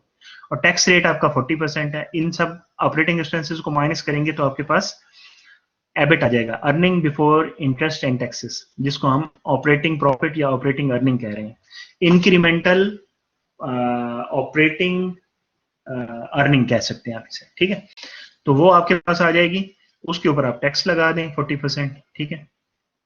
Note that even though the project loss for 4 year, project तो 4 ईयर का है जबकि इक्विपमेंट की लाइफ 5 ईयर है, ठीक है। तो कहता है कि फिर 5वें साल क्या करेंगे, हम क्या करेंगे, the equipment has a 5 year life, so we must account for the final depreciation charge in the 5th year. तो हमें उसको भी लेना पड़ेगा अंदर ही, क्योंकि वो मशीन जो हम टेस्टिंग की ले रहे हैं वो ले इसीलिए रहे हैं ना, इसी प्रोजेक्ट के लिए ले रहे हैं। अब वो अगर 1 साल फारिग रहती है, आइडल रहती है, आइडल रिसोर्सेज है, तो उनको हमने इग्नोर नहीं करना, ये एक पिटफॉल है, इसकी केयर करनी है आपने। या तो आप उसे सेल करेंगे, या अगर वो फारिग है और आपने इसी पर्पजेज के लिए लिया था, तो उसको आप इग्नोर नहीं करेंगे, उसकी कॉस्ट को इसी प्रोजेक्ट की कॉस्ट के अंदर इंक्लूड करेंगे जब आप एनपीवी निकालेंगे तो, ठीक है। This is very important. तो आपने 5वें साल की डेप्रिसिएशन को भी चार्ज करना है। सो लेट्स सी, हम टेबल बनाते हैं, सॉल्व करते हैं इसको। रेवेन्यू हमारे 13 मिलियन आए, 5.5 मिलियन आपके हर साल की कॉस्ट ऑफ गुड सोल्ड आ गई। ग्रॉस प्रॉफिट हमने निकाल लिया, revenue minus cost of good sold. Selling general administrative 2.8 million है फॉर द 4 ईयर्स, क्योंकि प्रोजेक्ट 4 ईयर्स के लिए था, तो आपका ये 4 ईयर्स में ये चार्ज हो जाएंगे। डेप्रिसिएशन आपकी 5 साल की चार्ज होगी 1.5 मिलियन टू 8 ईयर, 5 सालों के लिए। तो आपका एबिट आ जाएगा जी फर्स्ट ईयर में 3.2 मिलियन, फर्स्ट ईयर से लेके 4th ईयर तक, और लास्ट ईयर में आपका लॉस आ रहा है, ऑपरेटिंग लॉस 1.5 मिलियन, जो कि आपकी बेसिकली डेप्रिसिएशन एक्सपेंस ही है। इसके ऊपर आप इनकम टैक्स को लगाएं 40% को, सबके ऊपर, ऑपरेटिंग लॉस के ऊपर भी लगेगा, ऑपरेटिंग लॉस के ऊपर आपकी रिबेट बन जाएगी वो, और बाकियों के ऊपर आपका टैक्स एक्सपेंस बन जाएगा। तो आप इसको निकाल लेंगे, इसकी इंक्रीमेंटल अर्निंग आ गई 1.92 मिलियन, ठीक है। 1.92 million from year 1 two year 9, और इन ईयर 5 आपका जो है इंक्रीमेंटल लॉस आ रहा है आपका अर्निंग की बजाय 900,000 का, ठीक है। आपका क्वेश्चन यही था कि आपने क्या करना था, इंक्रीमेंटल अर्निंग निकालनी थी। तो इंक्रीमेंटल अर्निंग हमने निकाल ली। नाउ विल कम टू, अच्छा चलें इसको जरा देख लें, एवेल्युएशन को भी देख लेंगे, एवेल्युएट कैसे किया, इसी को डिस्कस कर रहा है वो। These incremental earnings are an intermediate step on the way to calculating the incremental cash flow. तो हमने तो इंक्रीमेंटल कैश फ्लो निकालना ना, we are moving towards finding the net present value. तो नेट प्रेजेंट वैल्यू तो अभी हमने नहीं निकाली ना, इसका फर्स्ट स्टेप किया हमने। फर्स्ट स्टेप को फिर फर्दर हमने डिवाइड किया डिफरेंट चीजों में। हमने रेवेन्यू निकाला, हमने कॉस्ट ऑफ गुड्स सोल्ड निकाला, हमने ग्रॉस प्रॉफिट निकाला, हमने ऑपरेटिंग एक्सपेंसेस निकाले, ऑपरेटिंग एक्सपेंसेस के अंदर ही डेप्रिसिएशन थी वो भी निकाली, और सबको सेपरेट करके ईयर वाइज हमने ऑपरेटिंग प्रॉफिट निकाला जिसको हम ईबीआईटी कह रहे हैं, उसके ऊपर हमने टैक्स लगाया। क्यों इंटरेस्ट क्यों नहीं निकाला? क्योंकि इंटरेस्ट हमारा इसमें इन्वॉल्व नहीं है, हमने लोन नहीं लिया। अगर लोन लिया होता, ये अनलीवर्ड फर्म थी, लीवर्ड फर्म होती तो इसमें लोन होता, लीवरेज होता। तो आपने इसीलिए टैक्स इसका जीरो, लोन जीरो था तो इसीलिए इंटरेस्ट इसका जीरो रहा, तो आपने उसके ऊपर टैक्स लगा दिया। टैक्स को माइनस करके आपके पास इंक्रीमेंटल अर्निंग आ। अदरवाइज भी आप इनकम स्टेटमेंट बनाते हैं तो ऐसे ही बनाते हैं। इंक्रीमेंटल का वर्ड क्यों यूज कर रहे हैं ये मैं आपको बार बार बता रहा हूं, क्योंकि हम इसी प्रोजेक्ट को देख रहे हैं, जबकि जो हमारी कंपनी है उसके और भी बहुत सारे प्रोजेक्ट्स हैं जो चल रहे हैं। तो हम इस प्रोजेक्ट को करें तो इसी प्रोजेक्ट की अर्निंग को देख रहे हैं, तो उसको हम इंक्रीमेंटल अर्निंग कह रहे हैं, टुवर्ड्स ओवरऑल इनकम या towards overall income, towards overall earning and towards overall cost, incremental cost towards overall cost. ठीक है, तो इंक्रीमेंटल का वर्ड इसे यूज करें। तो ये आपका हो गया, the cost of equipment does not effect earning in the year it is purchase. वही बात कर रहा है वो, जो आपके कैपिटल एक्सपेंडिचर होते हैं वो आपकी अर्निंग को सेम ईयर के अंदर इफेक्ट नहीं करते, नेक्स्ट ईयर में इफेक्ट करते हैं जब उसकी डेप्रिसिएशन काउंट होती है, या आपकी जो भी डेप्रिसिएशन पॉलिसी होगी। अगर डेप्रिसिएशन पॉलिसी के अंदर कुछ पॉलिसीज ऐसी होती हैं जिस ईयर में आप परचेज करते हैं उसी ईयर में आप पूरी डेप्रिसिएशन ले लेते हैं, और जिस साल में आप उसको सेल करते हैं या डिस्कार्ड करते हैं उसमें आप डेप्रिसिएशन नहीं लेते। दूसरी पॉलिसी आपकी ये होती है कि आपने जिस साल में लिया उसमें कोई डेप्रिसिएशन काउंट नहीं करते, जिस साल में आपने उसको डिस्कार्ड किया उसमें आप फुल डेप्रिसिएशन काउंट करते हैं, कैलकुलेट करते हैं। तो डेप्रिसिएशन पॉलिसी डिफरेंट हो सकती है। वो नॉर्मली अगर इस सिनेरियो में आएगा तो वो मेंशन्ड होगी, आपको बताई हुई होगी कि डेप्रिसिएशन पॉलिसी क्या है, कि डेप्रिसिएशन वो परचेज ईयर के अंदर ले रहा है या जिस ईयर में उसको वो डिस्कार्ड कर रहा है उसमें ले रहा है, तो वो आपको बताई हुई होगी। हमारा ये क्वेश्चन ये बता रहा है कि आप, क्योंकि इसमें वो उसने बताया कि डेप्रिसिएशन एक साल के बाद, स्ट्रेट लाइन में नॉर्मली ये होता है कि आप एक साल के बाद ही लेते हैं। ठीक है, डेप्रिसिएशन के 4 मेथड्स आपने पढ़े होंगे फाइनेंशियल अकाउंटिंग में, नहीं अगर आपको याद तो उनको थोड़ा सा रिवाइज कर लें आप, या यहाँ पे जो भी आएगा तो उस मेथड को उस वक्त वहां से रिवाइज कर लें। तो आपके क्वेश्चन के अंदर डेप्रिसिएशन भी इंपॉर्टेंट है फिनेंस के अंदर, क्योंकि नॉन कैश एक्सपेंस है। हम कैश फ्लोज निकालते हैं, जहां पे भी कैश फ्लोज निकालेंगे हमारा सारा काम चल रहा है कैश फ्लोज पे रहा है, हमने पहले भी देखा है सारा काम कैश फ्लोज पे चल रहा है। एक कैश फ्लोज और एक discount rate, time value of money हर चीज के अंदर आ जाती है आपको, क्योंकि आपने डिसीजन करना होता है आज के दिन के अंदर, आपने डिस्काउंट करना होता है, आपने फ्यूचर के कैश फ्लोज निकालने होते हैं हर जगह पे। ठीक है, अच्छा जी, ये इसकी वैल्यूएशन हो गई आपकी। परचेज ईयर में इफेक्ट नहीं होगा, लेकिन फॉलोइंग ईयर्स के अंदर आपकी जो परचेज है वो इफेक्ट करेगी through depreciation. Note that the depreciable life which is based, आगे वही बात कर रहा है। ये एक बहुत बड़ी मिस्टेक है जिसमें अक्सर लोग फंस जाते हैं कि आपका प्रोजेक्ट 4 साल का है, आपकी यूजफुल लाइफ 5 इयर्स की है, तो 5वें साल की डेप्रिसिएशन को इग्नोर कर देते हैं, आप प्रोजेक्ट के अंदर नहीं लेते, जबकि वो आपकी प्रोजेक्ट की एनपीवी को डिक्रीज कर रही है। ठीक है, डिक्रीज करिए, उसको लेना है आपने उसके अंदर, भूला नहीं है इस चीज को। Note that the depreciation life which is based on accounting rules does not have to be same as the economic life of the asset, the period over which it will have value. Here the firm will use the equipment for 4 years but will depreciate it over 5 years. इसमें एक और उसने बात का जिक्र किया है, जैसे हम कोई चीज लेते हैं, फॉर एग्जांपल हम कोई कार लेते हैं, हम कोई मोटरसाइकिल लेते हैं, हम फ्रिज लेते हैं, नॉर्मली उसकी यूजफुल लाइफ कितनी होती है? 5 साल। एक फ्रिज हम लेते हैं, हमारी पूरी जिंदगी में हम देखते हैं वही चल रहा होता है। इकोनॉमिक लाइफ डिफरेंट होती है, लेकिन बिजनेसेस के अंदर क्या होता है, बिजनेसेस के अंदर हम इकोनॉमिक लाइफ को नहीं देखते, हम उसकी वो जो मैन्युफैक्चरर उसकी यूजफुल लाइफ बताता है हमें, हम उसको कंसिडर करते हैं, हम डेप्रिशिएट भी उसी के ऊपर करते हैं, और उसके बाद हम उस इक्विपमेंट को यूज भी नहीं करते, क्योंकि उसकी यूजफुल लाइफ के बाद मैन्युफैक्चरर उसकी रिस्पॉन्सिबिलिटी नहीं लेता, और in case of any mishap आपका जो लॉस है वो काफी बड़ा हो सकता है किसी पर्सन की जान चली जाए।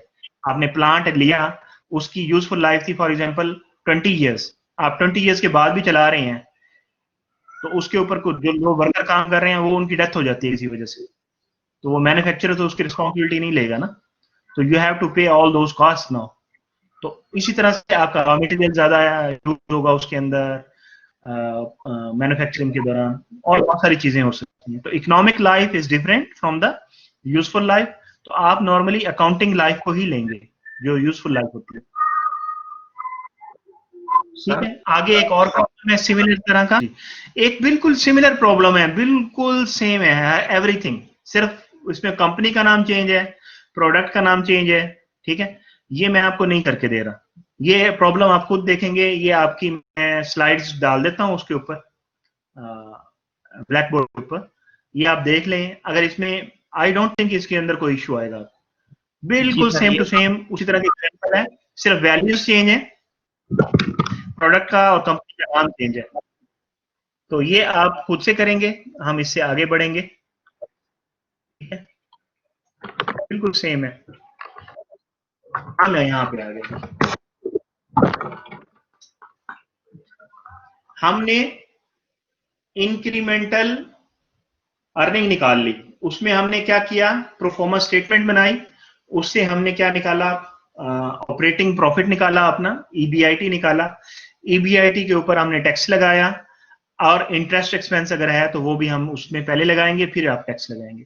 लेकिन अगर अनलीवर्ड है आपकी नेट इनकम, अनलीवर्ड का मतलब क्या है, लोन नहीं है, जो आपने प्रोजेक्ट लगाया उसका लोन नहीं है, उसका लोन नहीं है तो उसमें तो शामिल नहीं होगी ना, उसकी इनकम के अंदर तो शामिल नहीं होगा ना वो।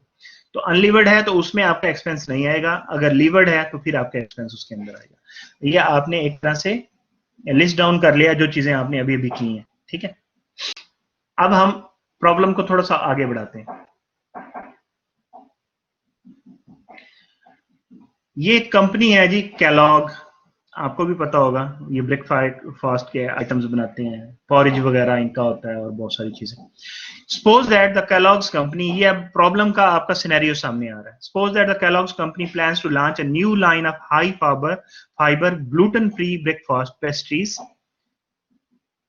नई आप प्रोडक्ट दे रहे हैं मार्केट के अंदर। The heavy advertising expense associated with the new product launch will generate operating losses of 15 million next year for the product.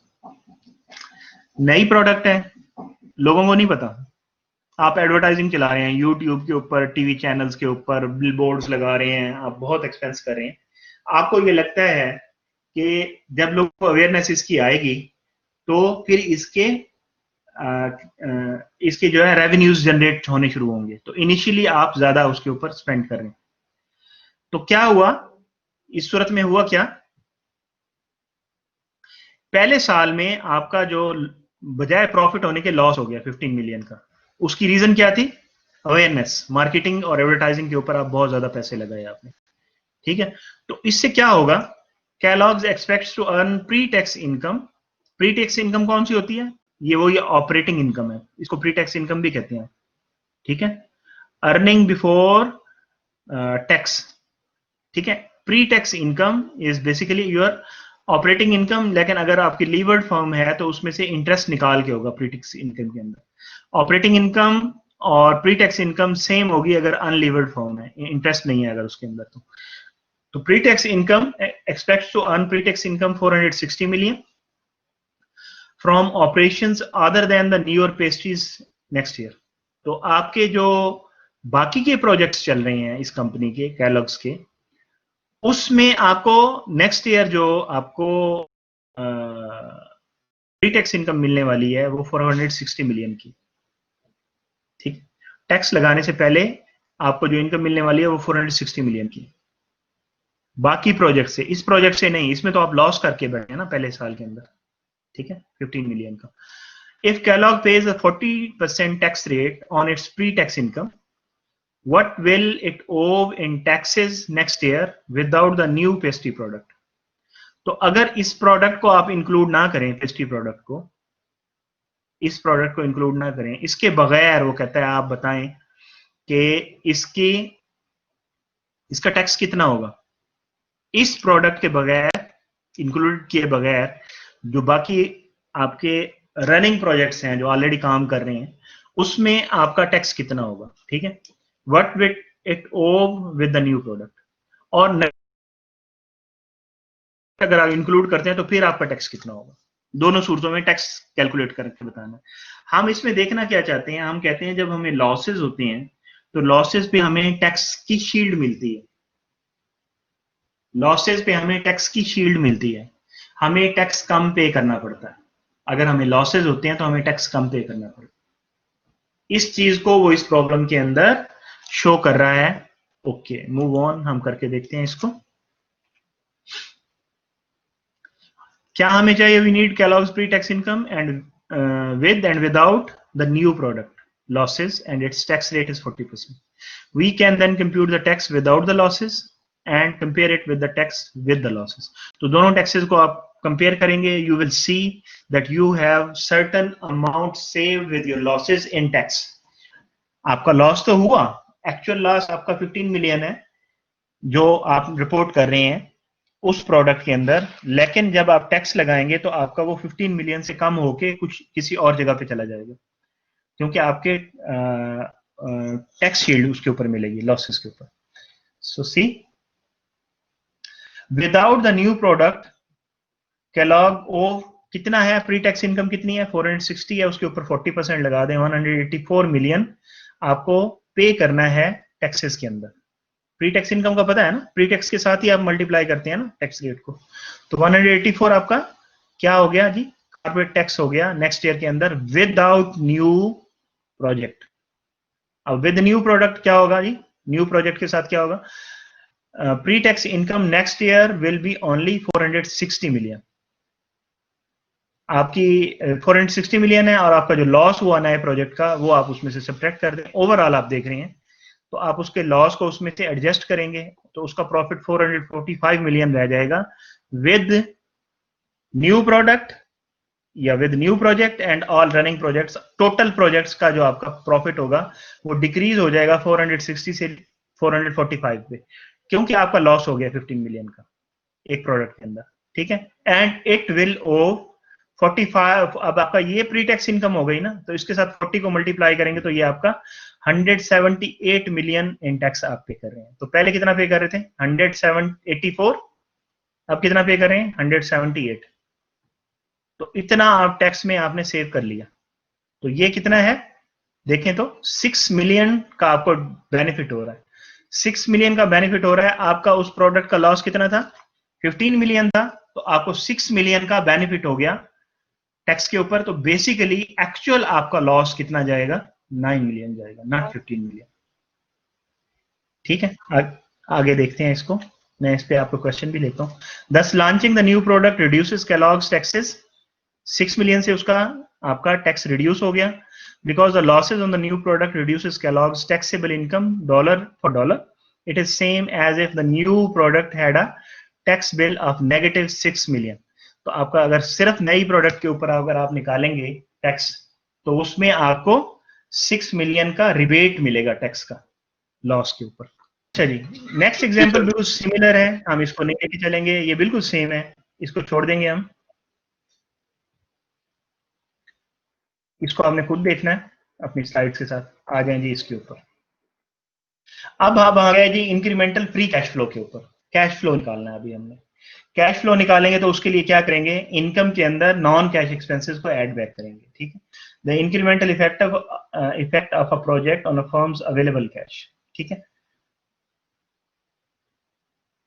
जो आपके पास हार्ड कैश है उसके अंदर कितना डिफरेंस आपका आया। कैपिटल एक्सपेंडिचर और depreciation is important because capital expenditure that you have presented in your income statement as a depreciation expense is a non-cash expense. Actually you are not paying any cash. आपने सारा cash उसको जब bye किया था equipment को तो उसी वक्त ही पे कर दिया था और वो आपका शो हो रहा है एसेट्स के अंदर, ठीक है। तो आपने ये नॉन कैश एक्सपेंस को ऐड बैक कर देना है अपनी इनकम के अंदर। देखेंगे इंक्रीमेंटल ग्रॉस प्रॉफिट कितना है जी, ये इंक्रीमेंटल एबिट है EBIT, ठीक है। Sorry gross profit, sorry gross profit है आपका revenue minus cost of goods sold के साथ आता है। तो आपका 100,000 है, डेप्रिसिएशन कितनी है जी 200,000 के फॉर एग्जांपल, और आपका एबिट कितना आ गया, 800,000 आ गया। टैक्स रेट आपका लगेगा इसके ऊपर 800,000 के ऊपर, तो आपका टैक्स रेट इसके ऊपर आपने कैलकुलेट किया जो कि 320,000 आ गया 800,000 के ऊपर। तो आपका इंक्रीमेंटल अर्निंग कितनी आ गई, आपने इसको एबिट को माइनस कर दिया टैक्सेस के साथ, तो 480,000 आपका इंक्रीमेंटल अर्निंग आ गई। तो इंक्रीमेंटल अर्निंग के अंदर आपने जो टैक्स यहाँ पे लिया था उसको आप ऐड बैक करेंगे, क्योंकि ये नॉन कैश है। आपने ऐड बैक किया तो आपके पास इंक्रीमेंटल कैश फ्लो आ गया 680,000 का।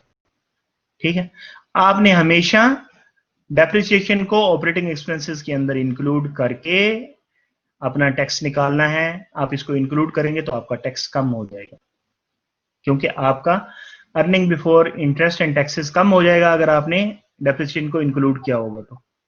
ठीक है, अगर नहीं इंक्लूड करते तो दूसरी सूरत में क्या करते हैं, आप क्या कहते हैं जी मैंने डेप्रिसिएशन नहीं लेनी है यहाँ पे। ठीक है, आपने एबिट भी आपने कहा वही है जो मेरा ग्रॉस प्रॉफिट है, यानी कोई और एक्सपेंस यहाँ रिपोर्ट नहीं हो रहा, ऑपरेटिंग एक्सपेंस कोई भी नहीं। अगर ऑपरेटिंग एक्सपेंसेस हैं भी सही, आपने लिख दिए, डेप्रिसिएशन नहीं ली उसके अंदर, तो उसका नुकसान क्या होगा, आपका जो एबिट होगा या ऑपरेटिंग प्रॉफिट होगा वो ज्यादा होगा, उसके ऊपर जब आप टैक्स लगाएंगे तो टैक्स भी ज्यादा बनेगा और आपकी इंक्रीमेंटल अर्निंग रिड्यूस हो जाएगी। और फिर आपके पास इंक्रीमेंटल कैश फ्लो है, आप यही है, तो ये रॉन्ग अप्रोच है। आपने ये अप्रोच नहीं यूज करनी, आपने ये अप्रोच यूज करनी है एड बैक करने की। आगे आगे जी हमारा problem incremental free cash flow, वही प्रॉब्लम है जो हमने पीछे किया है, होमनेट वाला राउटर डिवाइस जो कि कनेक्ट हो सकती है, इंटरनेट के थ्रू कनेक्ट कर सकती है आपकी तमाम घर की चीजों को। ठीक है, in example 9.1 we computed the incremental earning already आप निकाल चुकी हैं, but we need the incremental free cash flow to decide whether Cisco should proceed with the project or not।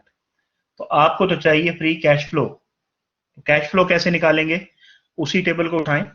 ठीक है, the difference between the incremental earning and incremental free cash flow is the HomeNet example, in the HomeNet example will be driven by the equipment purchase for the lab। ठीक है, we need to recognise, आपकी जो difference आएगा वो उस equipment की वजह से आएगा, क्योंकि उस इक्विपमेंट की डेप्रिसिएशन आपकी ऐड हो रही है ऑपरेटिंग एक्सपेंसेस के अंदर, आप उसके ही डेप्रिसिएशन को ऐड बैक करेंगे वापस। ठीक है, we need to recognize 7.5 million cash outflows associated with the purchase in year 01 and add back 1.5 million depreciation expense from year 1 to 5 as they are not actually cash outflows. ठीक है, add back करेंगे उसको। ये देखिए, यहां तक तो हम कर चुके थे इसको। इंक्रीमेंटल अर्निंग 1.92 मिलियन आई थी ना आपके पास, और ये 900 आई थी, तो आपने ऐड बैक किया डेप्रिसिएशन को सबके अंदर, ऐड बैक कर दिया, ऐड बैक किया, सबको ऐड बैक तो किया आपने, लेकिन आपने साथ परचेज को भी आपने यहां पे लिखा जीरो में, आपका ये भी तो कैश गया ना। पहले आप नहीं लिख रहे थे, पहले तो आप क्या निकाल रहे थे, इंक्रीमेंटल अर्निंग निकाल रहे थे ना। इंक्रीमेंटल अर्निंग के अंदर परचेज ऑफ इक्विपमेंट का कोई काम नहीं था। अब आप क्या कर रहे हैं, आप कैश फ्लोज निकाल रहे हैं, कैश फ्लोज निकाल रहे हैं तो कैश आउटफ्लो भी तो देखना पड़ेगा ना। तो आज के दिन में आपका कैश आउटफ्लोज जो है वो रहा 7.5 मिलियन था, वो आपने लिखा जीरो के अंदर, ये आपका कैश आउटफ्लो भी जाएगा परचेज ऑफ इक्विपमेंट के अंदर, ये भी आपको लिखना पड़ेगा। ठीक है, और ये भी आपने ऐड बैक कर दिए, ये ऐड बैक करने से इनकी वैल्यूज इंक्रीज कर गई। ठीक है, और ये वैल्यू थोड़ी डिक्रीज हो गई, 900 की बजाय ये 600 हो गई, पॉजिटिव में चली गई, 600 पॉजिटिव में, -900 जो है पॉजिटिव 600 के अंदर चली गई। ये आपके पास इंक्रीमेंटल कैश फ्लोज आ गए। ठीक है, इसकी वैल्यूएशन देखते हैं, इसमें कोई क्वेश्चन आपका बन रहा है, anything you want to ask. अच्छा जी, इवैल्यूएशन में क्या है, recognizing the outflow from the purchasing the equipment in year 0। आपने आउटफ्लो को भी लिखना है, जब कैश फ्लोज निकालेंगे तो जो आपने इक्विपमेंट परचेज किया था, अब आप स्टेटमेंट से बाहर आ गए, पहले स्टेटमेंट के अंदर थे, आप अर्निंग निकाल रहे थे ना, आप इनकम स्टेटमेंट के अंदर थे, इनकम स्टेटमेंट के अंदर परचेज तो शो नहीं होती ना, वहां आपने नहीं शो की थी।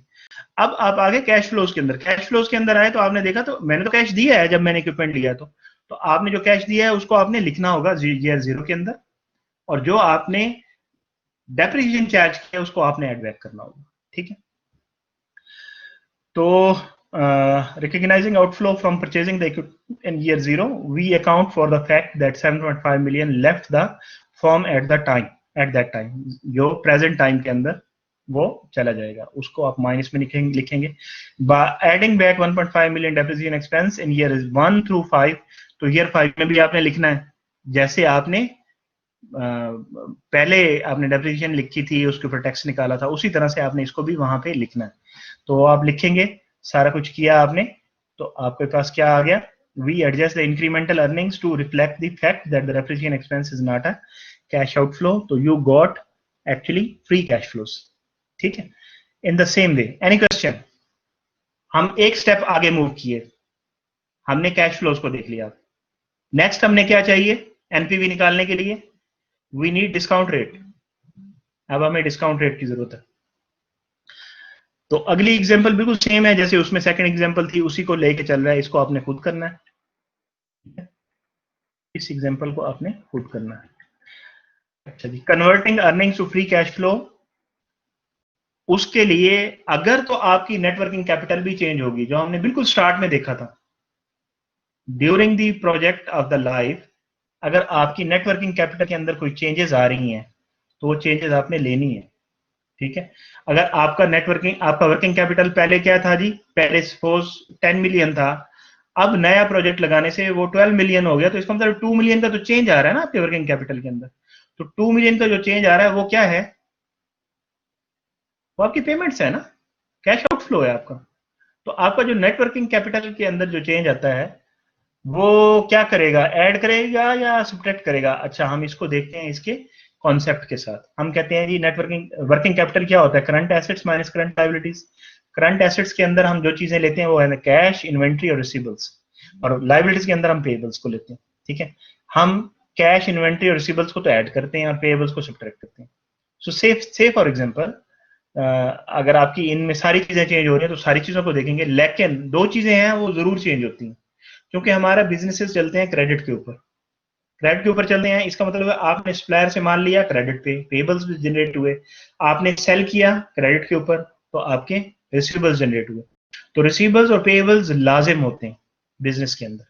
बड़े बिजनेसेस के अंदर रिसीवेबल्स और पेबल्स लाजिम होते हैं. हम एज्यूम कर लेते हैं फॉर द सिंपलिसिटी कि इन्वेंट्री के अंदर कोई चेंज नहीं आया, कैश के अंदर कोई चेंज नहीं आया, अगरचे आता है चेंज. ठीक है. हम एज्यूम करते हैं कि इनके अंदर कोई चेंज नहीं है, हमारे रिसीवेबल्स और पेएबल चेंज हुआ है. तो उनको हम किस तरह से हैंडल करेंगे, लेट्स सी. बाद में हम इसके अंदर ऐड कर सकते हैं इन्वेंट्री को भी और कैश को भी ऐड कर सकते हैं. So let's see, the difference between receivables and payables is the net amount of the firm's capital that is consumed as a result of these credit transactions. ठीक है. आपने ये एज्यूम किया कि कैश और इन्वेंट्री के अंदर कोई चेंज नहीं आया, सेम वे. ठीक है. लेकिन आपके रिसीवेबल और पेएबल के अंदर चेंज आ रहा है. ठीक है. तो आप क्या करेंगे, रिसीवेबल्स और पेएबल्स का डिफरेंस निकालेंगे और उसको आप लेंगे नेटवर्किंग कैपिटल के अंदर. अच्छा, नेटवर्किंग कैपिटल का जो चेंज है वो कैसे देखेंगे, change in networking capital in year T. क्या देखेंगे, आज के साल के अंदर नेटवर्किंग कैपिटल के अंदर क्या चेंज है, पिछले साल क्या रहा था और इस साल क्या है, दोनों का डिफरेंस. ठीक है. पिछले साल अगर 10 था, इस साल 12 हो गया, तो चेंज कितना आएगा, 2 का आया ना चेंज, 12 माइनस 2. तो आप ये देखें, ये टी करके उसने लिखा हुआ है, नेटवर्किंग कैपिटल टुडे और नेटवर्किंग कैपिटल 1 ईयर बैक. ठीक है. तो आप इसको चेंज इन नेटवर्किंग कैपिटल लिखेंगे इसका. तो ये आप देखें, level of incremental networking capital. से फॉर एग्जांपल आपका नेटवर्किंग कैपिटल जो है 0 पीरियड के अंदर प्रेजेंटली 20,000 था. ठीक है. और ये 20,000 ही रह रहा है.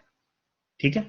20,000 ही रह रहा है, 20,000 0 में, 1 में, 2 में, तो आपका ये सेम ही रह रहा है. तो आप ये देखें, चेंज इन नेटवर्किंग कैपिटल क्या आ रहा है आपका, पहले कोई नहीं था, उससे इंक्रीज होकर 20,000 हुआ, तो ये चेंज आया.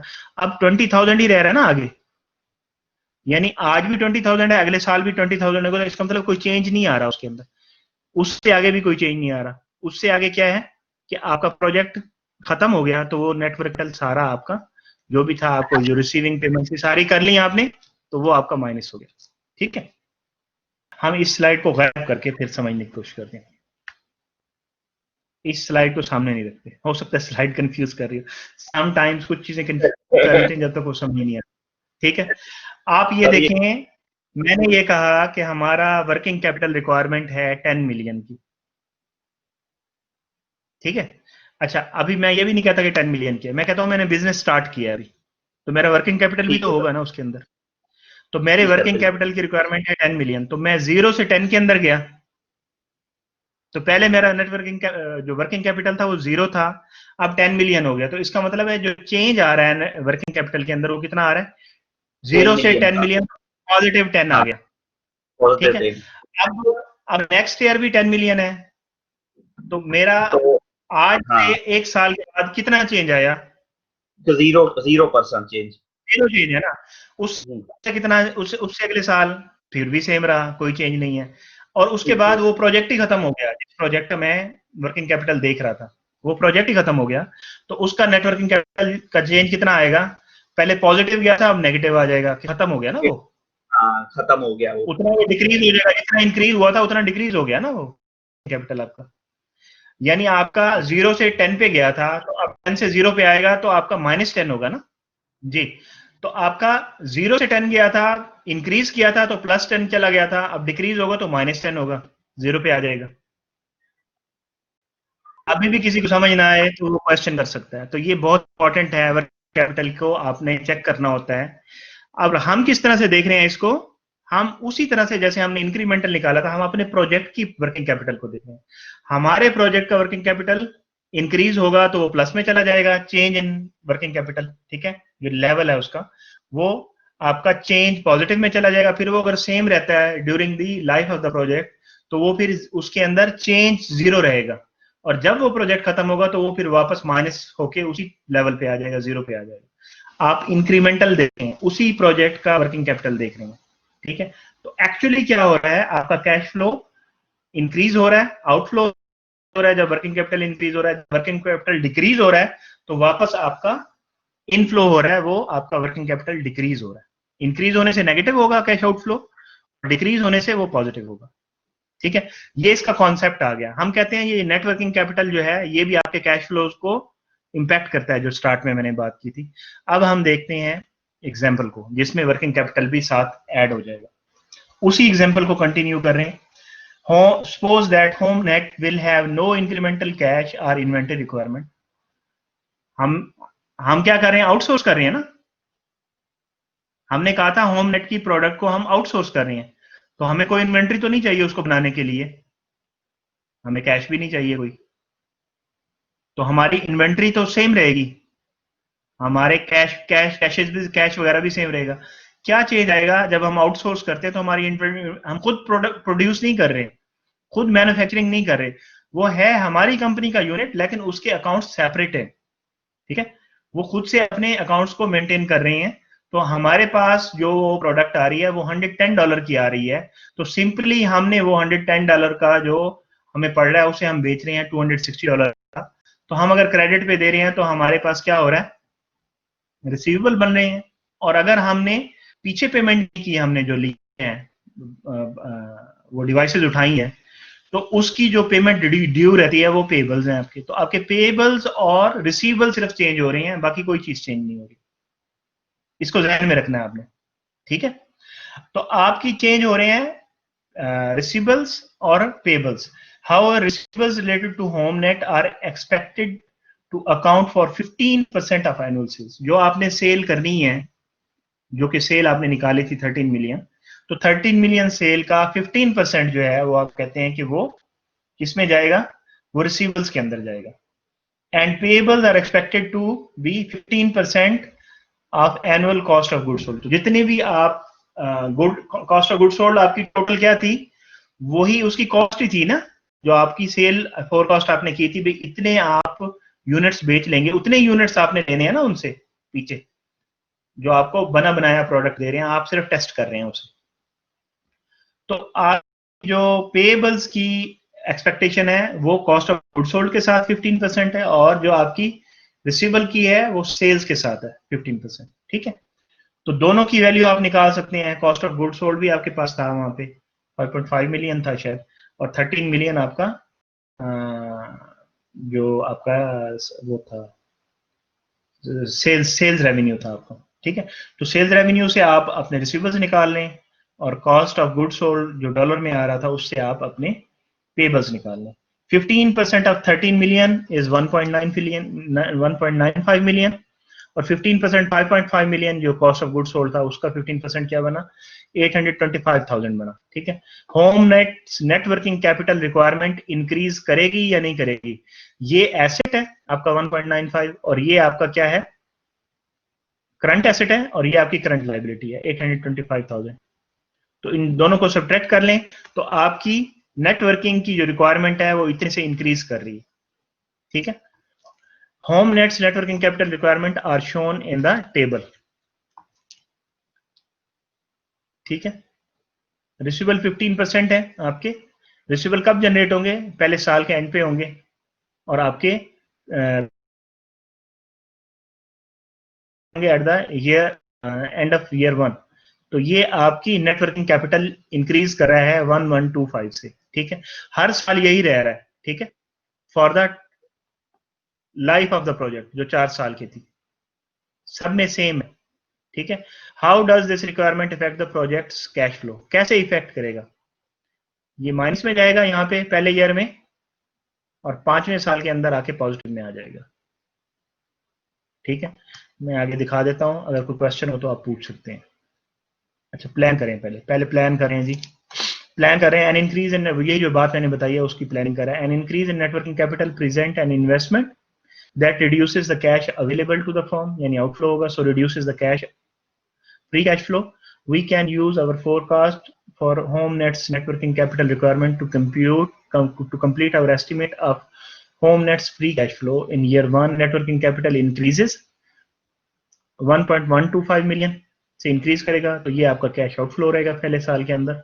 और जब आपका प्रोजेक्ट खत्म होगा तो उसके नेक्स्ट ईयर के अंदर आपकी सारी ये नेटवर्किंग रिक्वायरमेंट जो वर्किंग कैपिटल की रिक्वायरमेंट है ये खत्म हो जाएगी, वापस जीरो पे आएगी, तो ये इतना ही कैश आपका वापस आ जाएगा, जो इसका डिफरेंस है। The increase represents a cost to the firm, the reduction of free cash flow corresponds to the fact that the in year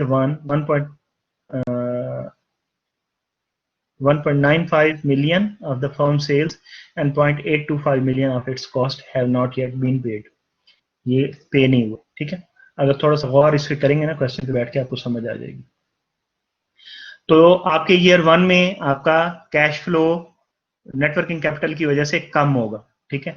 year 2, 3, 4 में कोई चेंज नहीं आई कैश फ्लो के अंदर, अपना सॉरी वर्किंग कैपिटल के अंदर कोई चेंज नहीं आई, तो आपका वर्किंग कैपिटल का चेंज जीरो रहेगा, तो आपका कोई एडिशनल कैश आउटफ्लो नहीं होगा।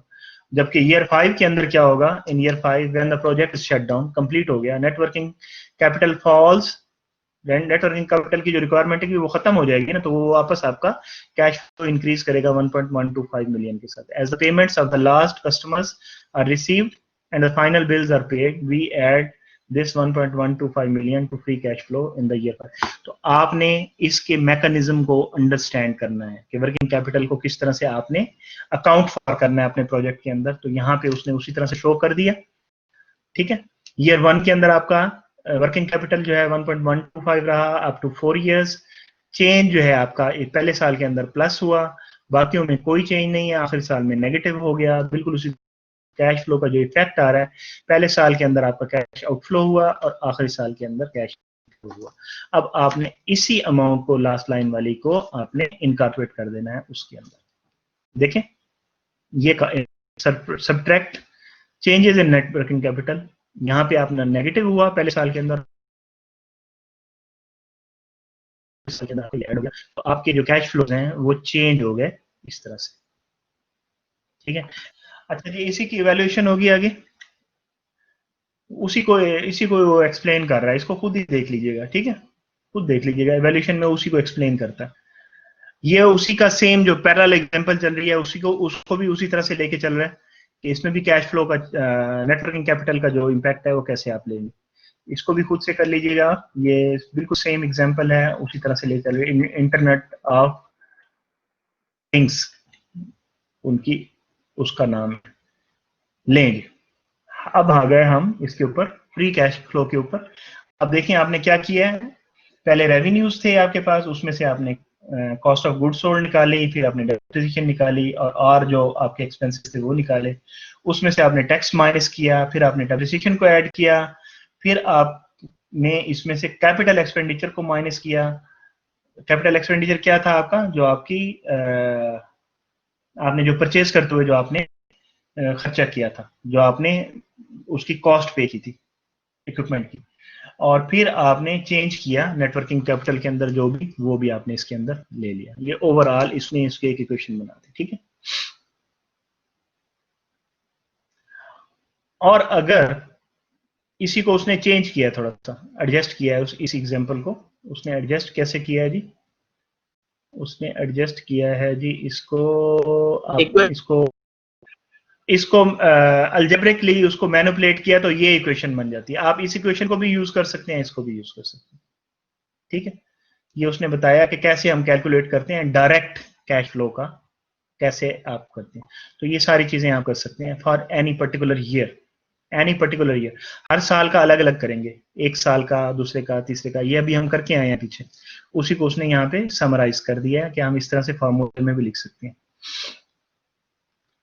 डेप्रिसिएशन की वो कहता है कि क्या टैक्स शील्ड मिलती है, एक्चुअली वो यहाँ पे यही बताना चाह रहा है कि टैक्स रेट को डेप्रिसिएशन जो ऐड कर मल्टीप्लाई करते हैं आप, तो वो ऐड बैक होती है। ये आप यहाँ से देख सकते हैं इसको थोड़ा सा, इसके ऊपर थोड़ा सा टाइम लगाएंगे ना तो आपको समझ आ जाएगी। जब आप इसको खोलते हैं ना, ये आपको इस तरह से बनता है इसका। तो आपकी जो बेसिकली डेप्रिसिएशन आप सब्ट्रैक्ट कर रहे हैं, उस पे आपको बेसिकली शील्ड मिल रही है, आपका टैक्स कम हो रहा है, तो इसी को वो शो कर रहा है यहाँ पे। तो डेप्रिसिएशन टैक्स शील्ड को आप अगर डायरेक्टली फाइंड करना चाहें तो वो क्या कर सकते हैं, टैक्स रेट को मल्टीप्लाई कर दें डेप्रिसिएशन तो आप ये कह सकते हैं कि इतना टैक्स आपने सेव किया है ड्यू टू डेप्रिसिएशन, डेप्रिसिएशन की वजह से इतना टैक्स आपने सेव किया, तो इसको डेप्रिसिएशन टैक्स शील्ड उसने कहा। ठीक है जी, आ जाए जी अब इसके ऊपर, हमें डिस्काउंट रेट चाहिए अब। One must discount it's free cash flow at the appropriate cost of capital. Cost of capital, cost of capital क्या होता है, कॉस्ट ऑफ कैपिटल आपको पता ही होगा, अगर हम लोन लेते हैं तो हमें लोन के ऊपर इंटरेस्ट पे करना पड़ता है, जो इंटरेस्ट हम पे करते हैं वो उसकी कॉस्ट होती है लोन की, ठीक है, उसको हम कॉस्ट ऑफ कैपिटल कहते हैं। कैपिटल का मतलब आपकी अमाउंट है, a big amount, a chunk of amount जो आप अरेंज कर रहे हैं, कैपिटल कहते हैं इसके अंदर, फिनेंस के अंदर। कैपिटल मार्केट जैसे हम बोलते हैं, कैपिटल मार्केट में क्या होता है, जिसमें आप फंड्स जो है आप रेज कर सकते हैं, कैपिटल मार्केट कहलाती है वो। तो कैपिटल का मतलब एक बिग चंक है आपके फंड्स का जो आप लेते हैं, आप उसको लेने के लिए आपको जो पे करना पड़ता है वो उसका कॉस्ट है। अब अगर आप आते हैं कॉर्पोरेशंस के अंदर, तो कॉर्पोरेशन के अंदर आप आते हैं तो आप देखते हैं कि आप फंड्स कहां कहां से रेज कर सकते हैं। आप लोन से रेज कर सकते हैं, ठीक है, या आप इक्विटी से रेज कर सकते हैं। अगर मैं कॉर्पोरेशन की बात कर रहा हूं तो इक्विटी को कैसे रेज कर सकता हूं मैं, यानी मैं कॉमन स्टॉक को इंक्रीज करूंगा या मैं फिर प्रेफर्ड स्टॉक को इंक्रीज करूंगा। या तो मैं कॉमन स्टॉक सेल करूं या मैं प्रेफर्ड स्टॉक सेल करूं, तो मेरे पास नंबर ऑफ ओनर्स ज्यादा हो जाएंगे और मेरे पास ज्यादा फंड आ जाएंगे। या फिर मैं लोन लूं बैंक से, यानी लैंडिंग के अंदर भी दो ऑप्शंस आ जाती हैं, या मैं बैंक से लोन ले लूं या किसी इंस्टीट्यूशन से लोन ले लूं, या फिर मैं अपने बॉन्ड्स इशू करूं, ठीक है, बॉन्ड वैल्यूएशन के हमने अंदर पढ़ा था। तो हर एक की कॉस्ट है, जो हम फंड रेज करते हैं उसकी एक कॉस्ट है, हम इवन कॉमन स्टॉक जो हम सेल करते हैं उसकी भी कॉस्ट होती है, ठीक है, हमें दरमियान में अंडर राइटर रखना पड़ता है, उसकी फ्लोटिंग कॉस्ट होती है वगैरह वगैरह सारी चीज, उसको हम फिर परसेंटेज के ऊपर लेके आते हैं, उसको हम कहते हैं cost of capital. This will be covered in your next course, cost of capital, ये नेक्स्ट कोर्स के अंदर कवर होगा, जो आपकी फाइनेंशियल स्ट्रेटेजी एंड पॉलिसी का नेक्स्ट कोर्स है, उसमें आप इसको पढ़ेंगे। कॉस्ट ऑफ कैपिटल के अंदर सेपरेट सेपरेट पढ़ेंगे, कॉमन स्टॉक को रेज करने के लिए कॉस्ट ऑफ कैपिटल क्या होगा, प्रेफर्ड स्टॉक को रेज करने के लिए कॉस्ट ऑफ कैपिटल क्या होगा, डेट को यानी आप लोन लेते के लिए कॉस्ट ऑफ कैपिटल क्या होगा, अगर आप बॉन्ड्स करते हैं तो उसका कॉस्ट ऑफ कैपिटल क्या होगा, बॉन्ड्स का कॉस्ट ऑफ कैपिटल कैसे कैलकुलेट करते हैं। अभी तो हमने बॉन्ड्स की वैल्यूएशन की थी ना कल, कि हमने अगर बॉन्ड्स परचेज करना है या सेल करना है तो हम डिसीजन कैसे करते हैं, वहां पे हम इसकी कॉस्ट ऑफ कैपिटल निकालेंगे कि यानी बॉन्ड की जो इंटरेस्ट रेट होता है, एनुअल इंटरेस्ट रेट या कूपन रेट है, वो हम कैसे कैलकुलेट करते हैं। ये सारी चीजें वहां पे होती हैं। कहने का मकसद ये है कि कॉस्ट ऑफ कैपिटल बेसिकली आपको बताता है कि जो आपने कैपिटल लिया है उसकी कितनी कॉस्ट पड़ती है आपको, और ये परसेंटेज के अंदर होता है, ठीक है, ये परसेंटेज के अंदर होता है। और नॉर्मल जो कॉस्ट ऑफ कैपिटल होता है वो वही होता है जो प्रीवेल करता है आपके सिस्टम के अंदर, जो कि पॉलिसी रेट होता है या लैंडिंग रेट होता है आपका। आप नॉर्मली उसको लेते हैं, या फिर आप उसको लेते हैं जो आप ऑलरेडी अर्निंग कर रहे होते हैं कंपनी के अंदर, उसको लेते हैं। तो अब हमारे पास फ्री कैश फ्लोज तो आ गए, हम प्रेजेंट वैल्यू निकाल सकते हैं।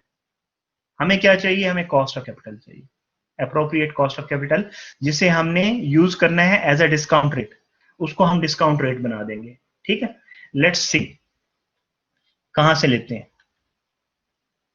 लेंगे कॉस्ट ऑफ कैपिटल, उसने खुद ही बता दिया। उसी एग्जांपल को कंटिन्यू कर रहे हैं होम नेट प्रोजेक्ट की।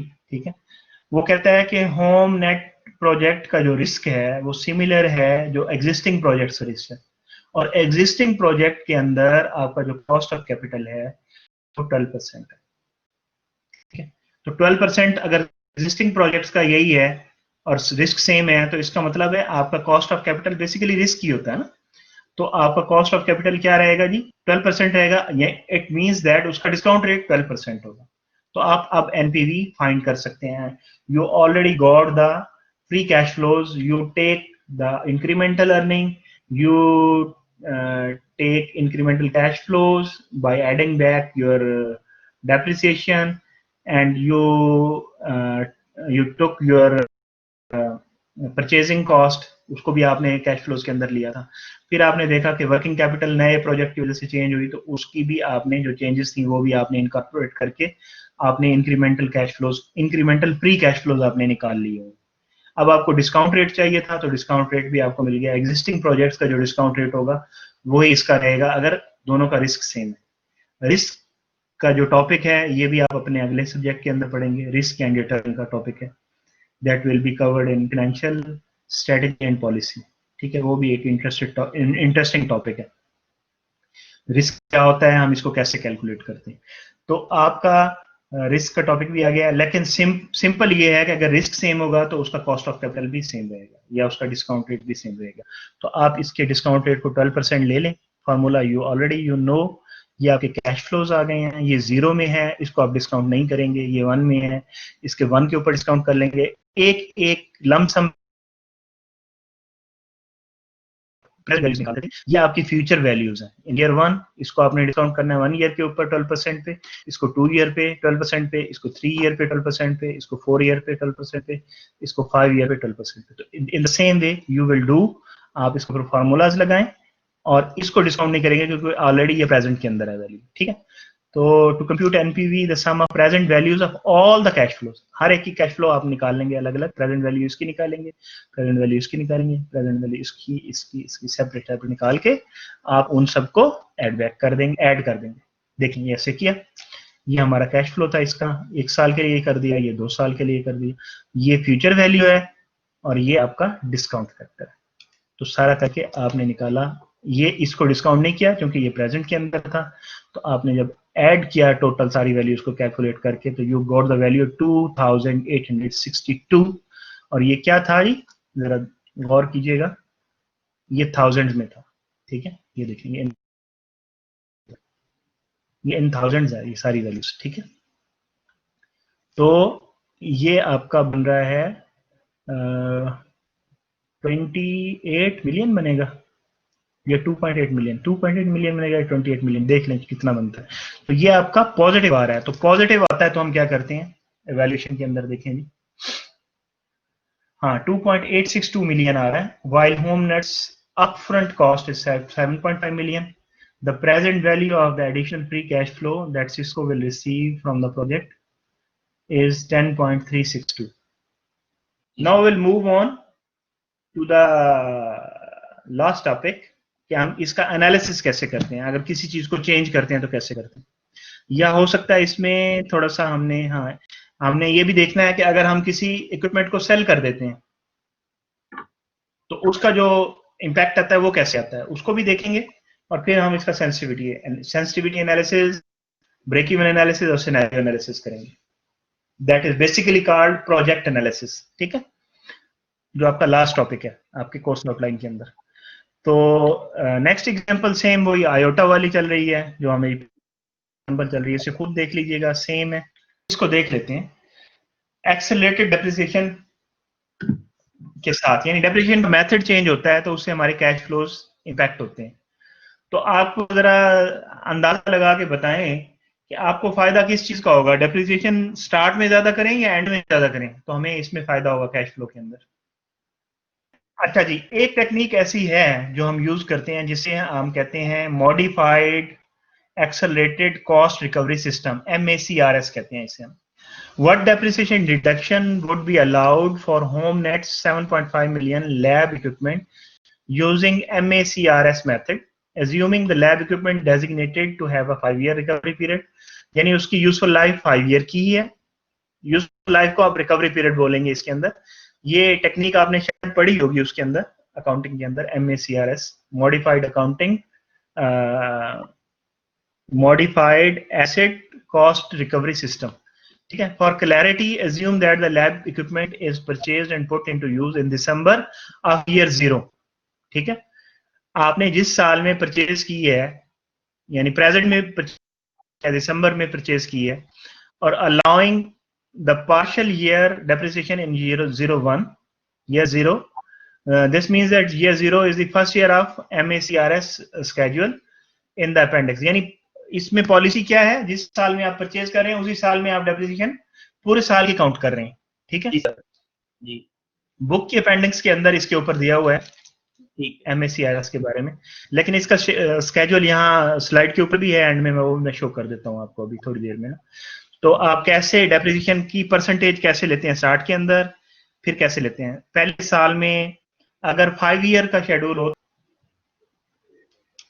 present value of additional free cash flow that Cisco will receive from the project is 10.36।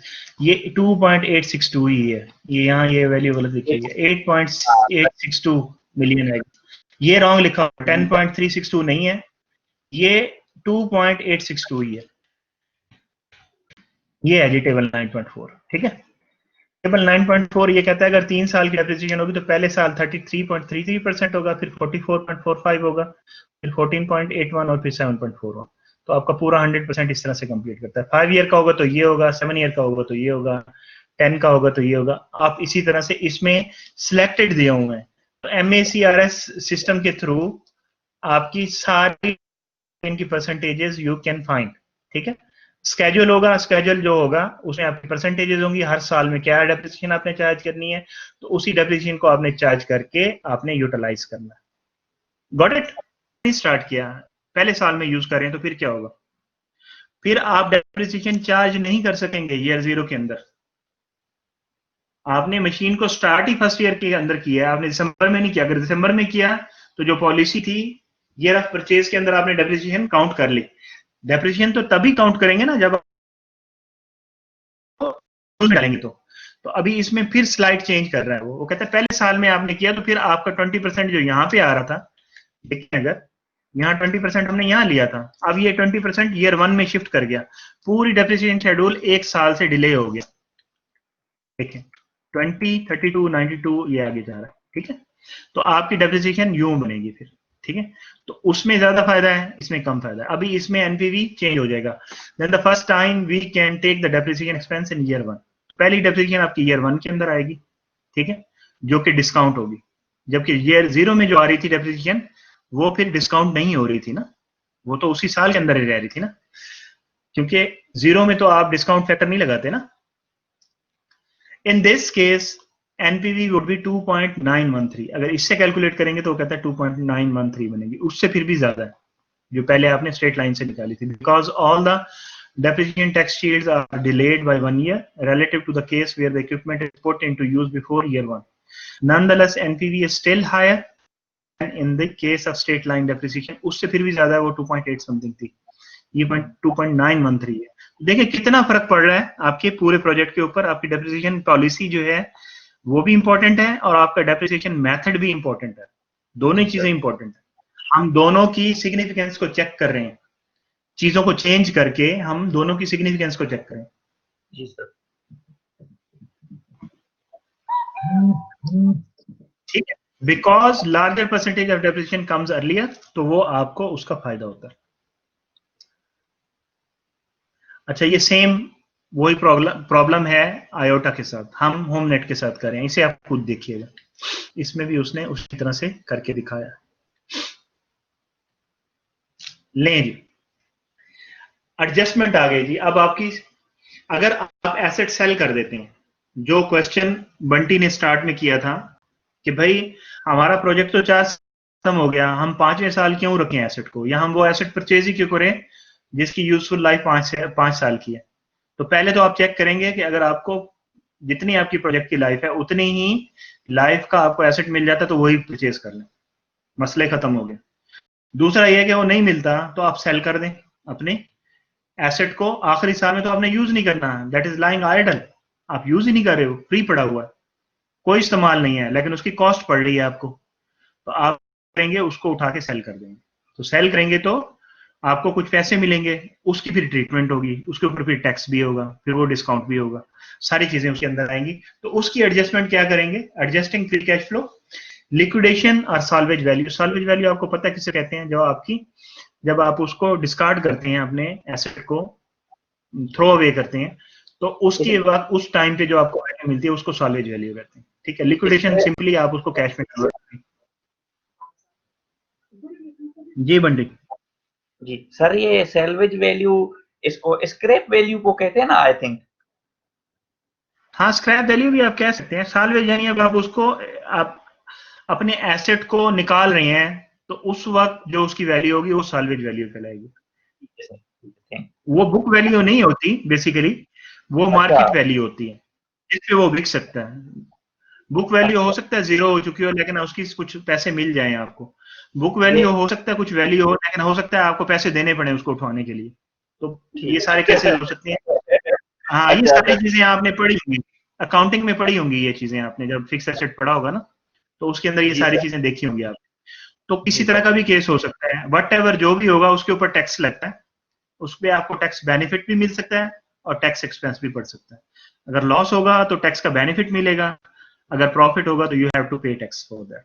ठीक है, उससे आपको रिबेट मिल जाता है, ओवरऑल आपके ऐड हो जाता है। जैसे हमने पीछे देखा एक एग्जांपल के अंदर जिसमें हमने लॉसेस किए थे, तो यहाँ आपका, इसको अकाउंटिंग के अंदर हम कैपिटल गेन टैक्स कहते थे, कैपिटल गेन टैक्स और कैपिटल लॉस।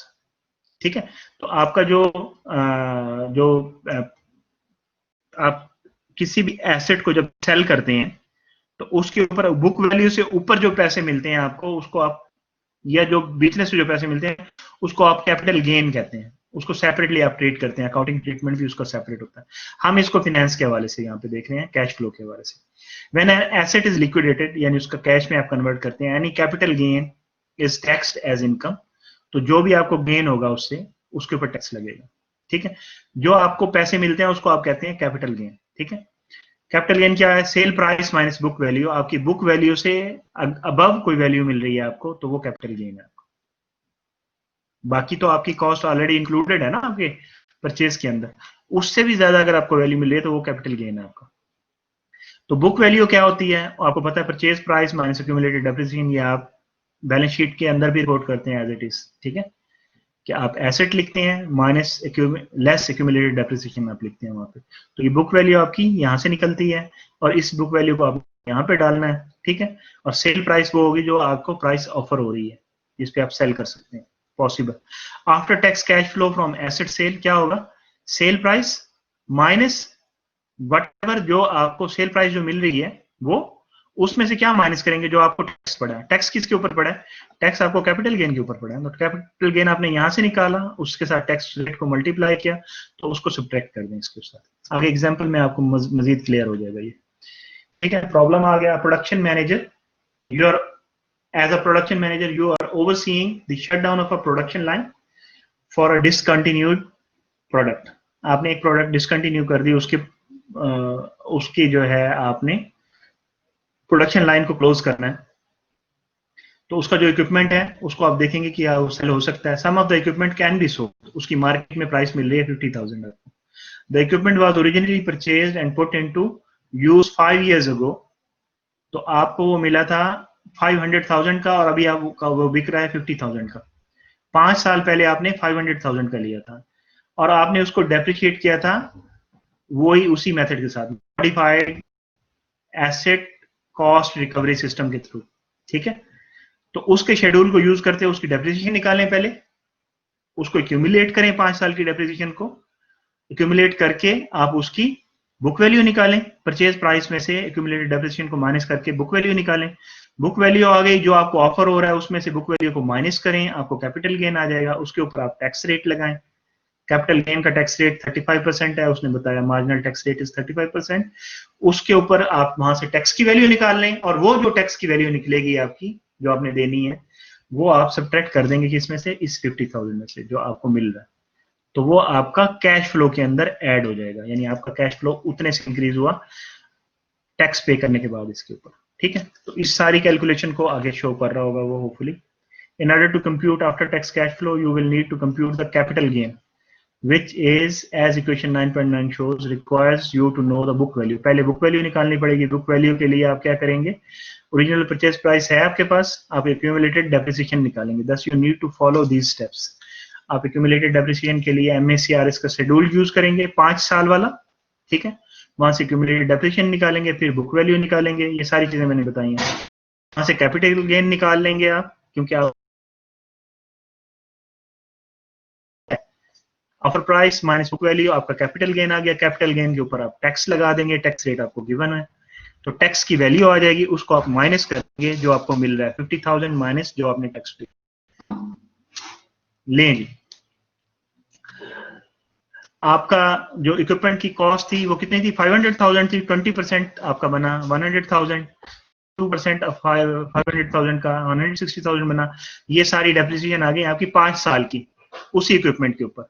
उसकी कॉस्ट कितनी थी, 500,000 थी ना, तो उसके ऊपर ये आपने उसकी एक्यूमुलेटेड डेप्रिसिएशन निकालनी, इनको ऐड कर लें आप।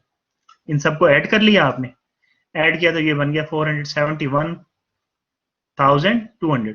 ठीक है, तो आपने इसको माइनस कर देना है एक्यूमुलेटेड डेप्रिसिएशन को एसेट्स में से। एसेट से 500,000 का था, तो आपके पास ये आ गई उसकी क्या चीज, बुक वैल्यू आ गई। 28,800 की कॉस्ट अभी बाकी है इस इक्विपमेंट की, तो आपको ऑफर हो रहा है कि 50,000 ऑफर हो रहा है, 50,000 में से ये माइनस कर दें तो आपका वो कैपिटल गेन बन जाएगा।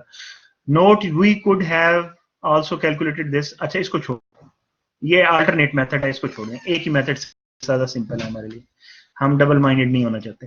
अच्छा, कैपिटल गेन इसका क्या बन गया, 50,000 मिल रहा है, ये उसकी बुक वैल्यू माइनस किया आपके पास, ये आपके पास कैपिटल गेन आ रहा है 21,200 का।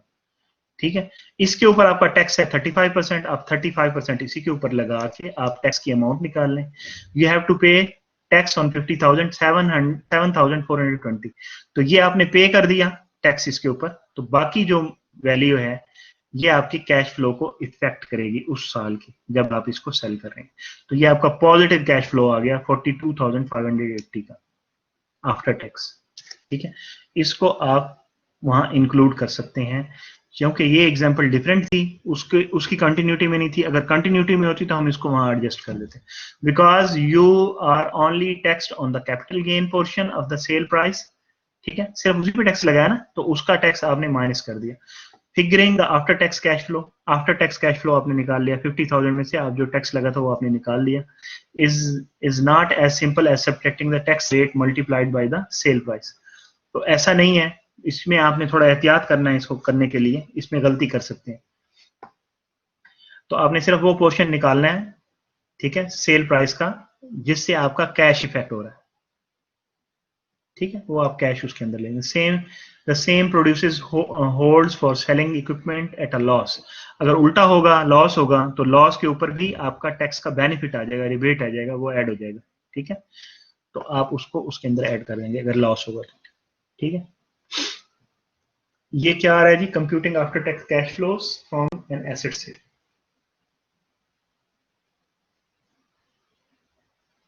ये सेम है, उसी तरह का प्रॉब्लम है, ये हमने देखा था। ये हमने कहा जी टेबल 9.4 की बात की, provides the percentage of the cost that can be depreciated each year under MACRS। We take the percentage in the table of the each year and multiply by its original purchase price. जैसे हम निकालते हैं depreciation वैसे ही of the equipment to calculate the depreciation for the year. अच्छा, ये आपको यहाँ पे भी दी हुई है। पहले साल 20% है, देखिए लिखा हुआ है। उसने अभी पहला साल 0 में क्यों ले लिया? क्योंकि उसने पॉलिसी बताई ना कि आपने इसको पहले साल में ही आपने लेनी है, ये परचेज ईयर के अंदर आपने डेप्रिसिएशन लेनी है। तो आपने परचेज ईयर में डेप्रिसिएशन ले ली, इसको उसने 6 ईयर के ऊपर लेके गया है, 5 ईयर्स की बजाय 6 ईयर। अच्छा, सेकंड ईयर में 32% है, फिर 19.2 और ये। तो ये आपकी उसकी कॉस्ट थी, इक्विपमेंट की कॉस्ट थी ना, तो इसी के ऊपर आपने ये अप्लाई किया, ये उसकी डेप्रिसिएशन उसने निकाल ली डिफरेंट ईयर्स के अंदर। तो अब अगर आपकी ये डेप्रिसिएशन रहे तो हम देखना ये चाहते हैं कि क्या एनपीवी में कोई फर्क पड़ेगा? मुझे तो लगता है कि पड़ेगा फर्क। आपकी एनपीवी इंक्रीज कर जाएगी क्योंकि आप डेप्रिशिएट ज्यादा कर रहे हैं। जो बात अभी हमने डिस्कस की है कि अगर हमारा कैश फ्लो ज्यादा रहेगा शुरू के सालों में, तो वो डिस्काउंट कम होगा ना, उसका एनपीवी के ऊपर पॉजिटिव इंपैक्ट जाएगा। Let's see, as long as the equipment is put into use by the end of the year 0, the tax code allows us to take our first depreciation expense in the same year. Year 0 में अभी में आपने tax वो उसकी depreciation ले ली थी, compared with the straight line depreciation. The MACRS method allows for larger depreciation deduction earlier in the asset's life, which increases the present value of the depreciation tax shield. तो present value of tax sheet जो आप निकाल रहे होंगे वो बढ़ जाएगी, उसमें आपकी कॉस्ट कम हो जाए उसकी, यानी आपकी कॉस्ट ऑफ प्रोडक्शन रिड्यूस हो जाए। तो ऐसा हो सकता है, या आपके उसकी जो प्रोडक्शन कैपेसिटी है वो उसकी प्रोडक्शन कैपेसिटी ज्यादा हो, ऐसा भी हो सकता है। तो इन चीजों के ऊपर भी आप रिप्लेसमेंट करते हैं। एक तो हो गया कि वो उसकी लाइफ खत्म करे, और इन चीजों के ऊपर भी आप रिप्लेसमेंट कर सकते हैं कि बेहतर इक्विपमेंट आप ले लें, पुराने इक्विपमेंट को हटा के नया इक्विपमेंट ले आए। आप उसको लाने के लिए क्या करेंगे? Again you have to see the NPV. तो एनपीवी देखने के लिए आपको क्या चाहिए? फिर वही सारी चीजें चाहिए होंगी, इंक्रीमेंटल रेवेन्यू भी चाहिए होगा, और इंक्रीमेंटल कैश फ्लो भी चाहिए होंगे। आपके पास सारा डाटा होगा नई मशीन का, ठीक है, जो आप रिप्लेस करने जा रहे हैं, तो उसकी बेस के ऊपर आप कर सकते हैं। न्यू इक्विपमेंट में allow increase production resulting in incremental revenue, और it may simply be more efficient lowering cost. तो रेवेन्यू भी इंक्रीज कर सकती है, कॉस्ट भी डिक्रीज कर सकती है, दोनों सूरतों में आपके कैश फ्लोज इंपैक्ट होंगे। देखते हैं जी एक प्रॉब्लम के थ्रू, आप मेरे साथ ही हैं ना? You are trying to decide whether to replace a machine on your production line. The new machine will cost $1 million, but will be more efficient than the old machine, reducing cost of $500,000 per year.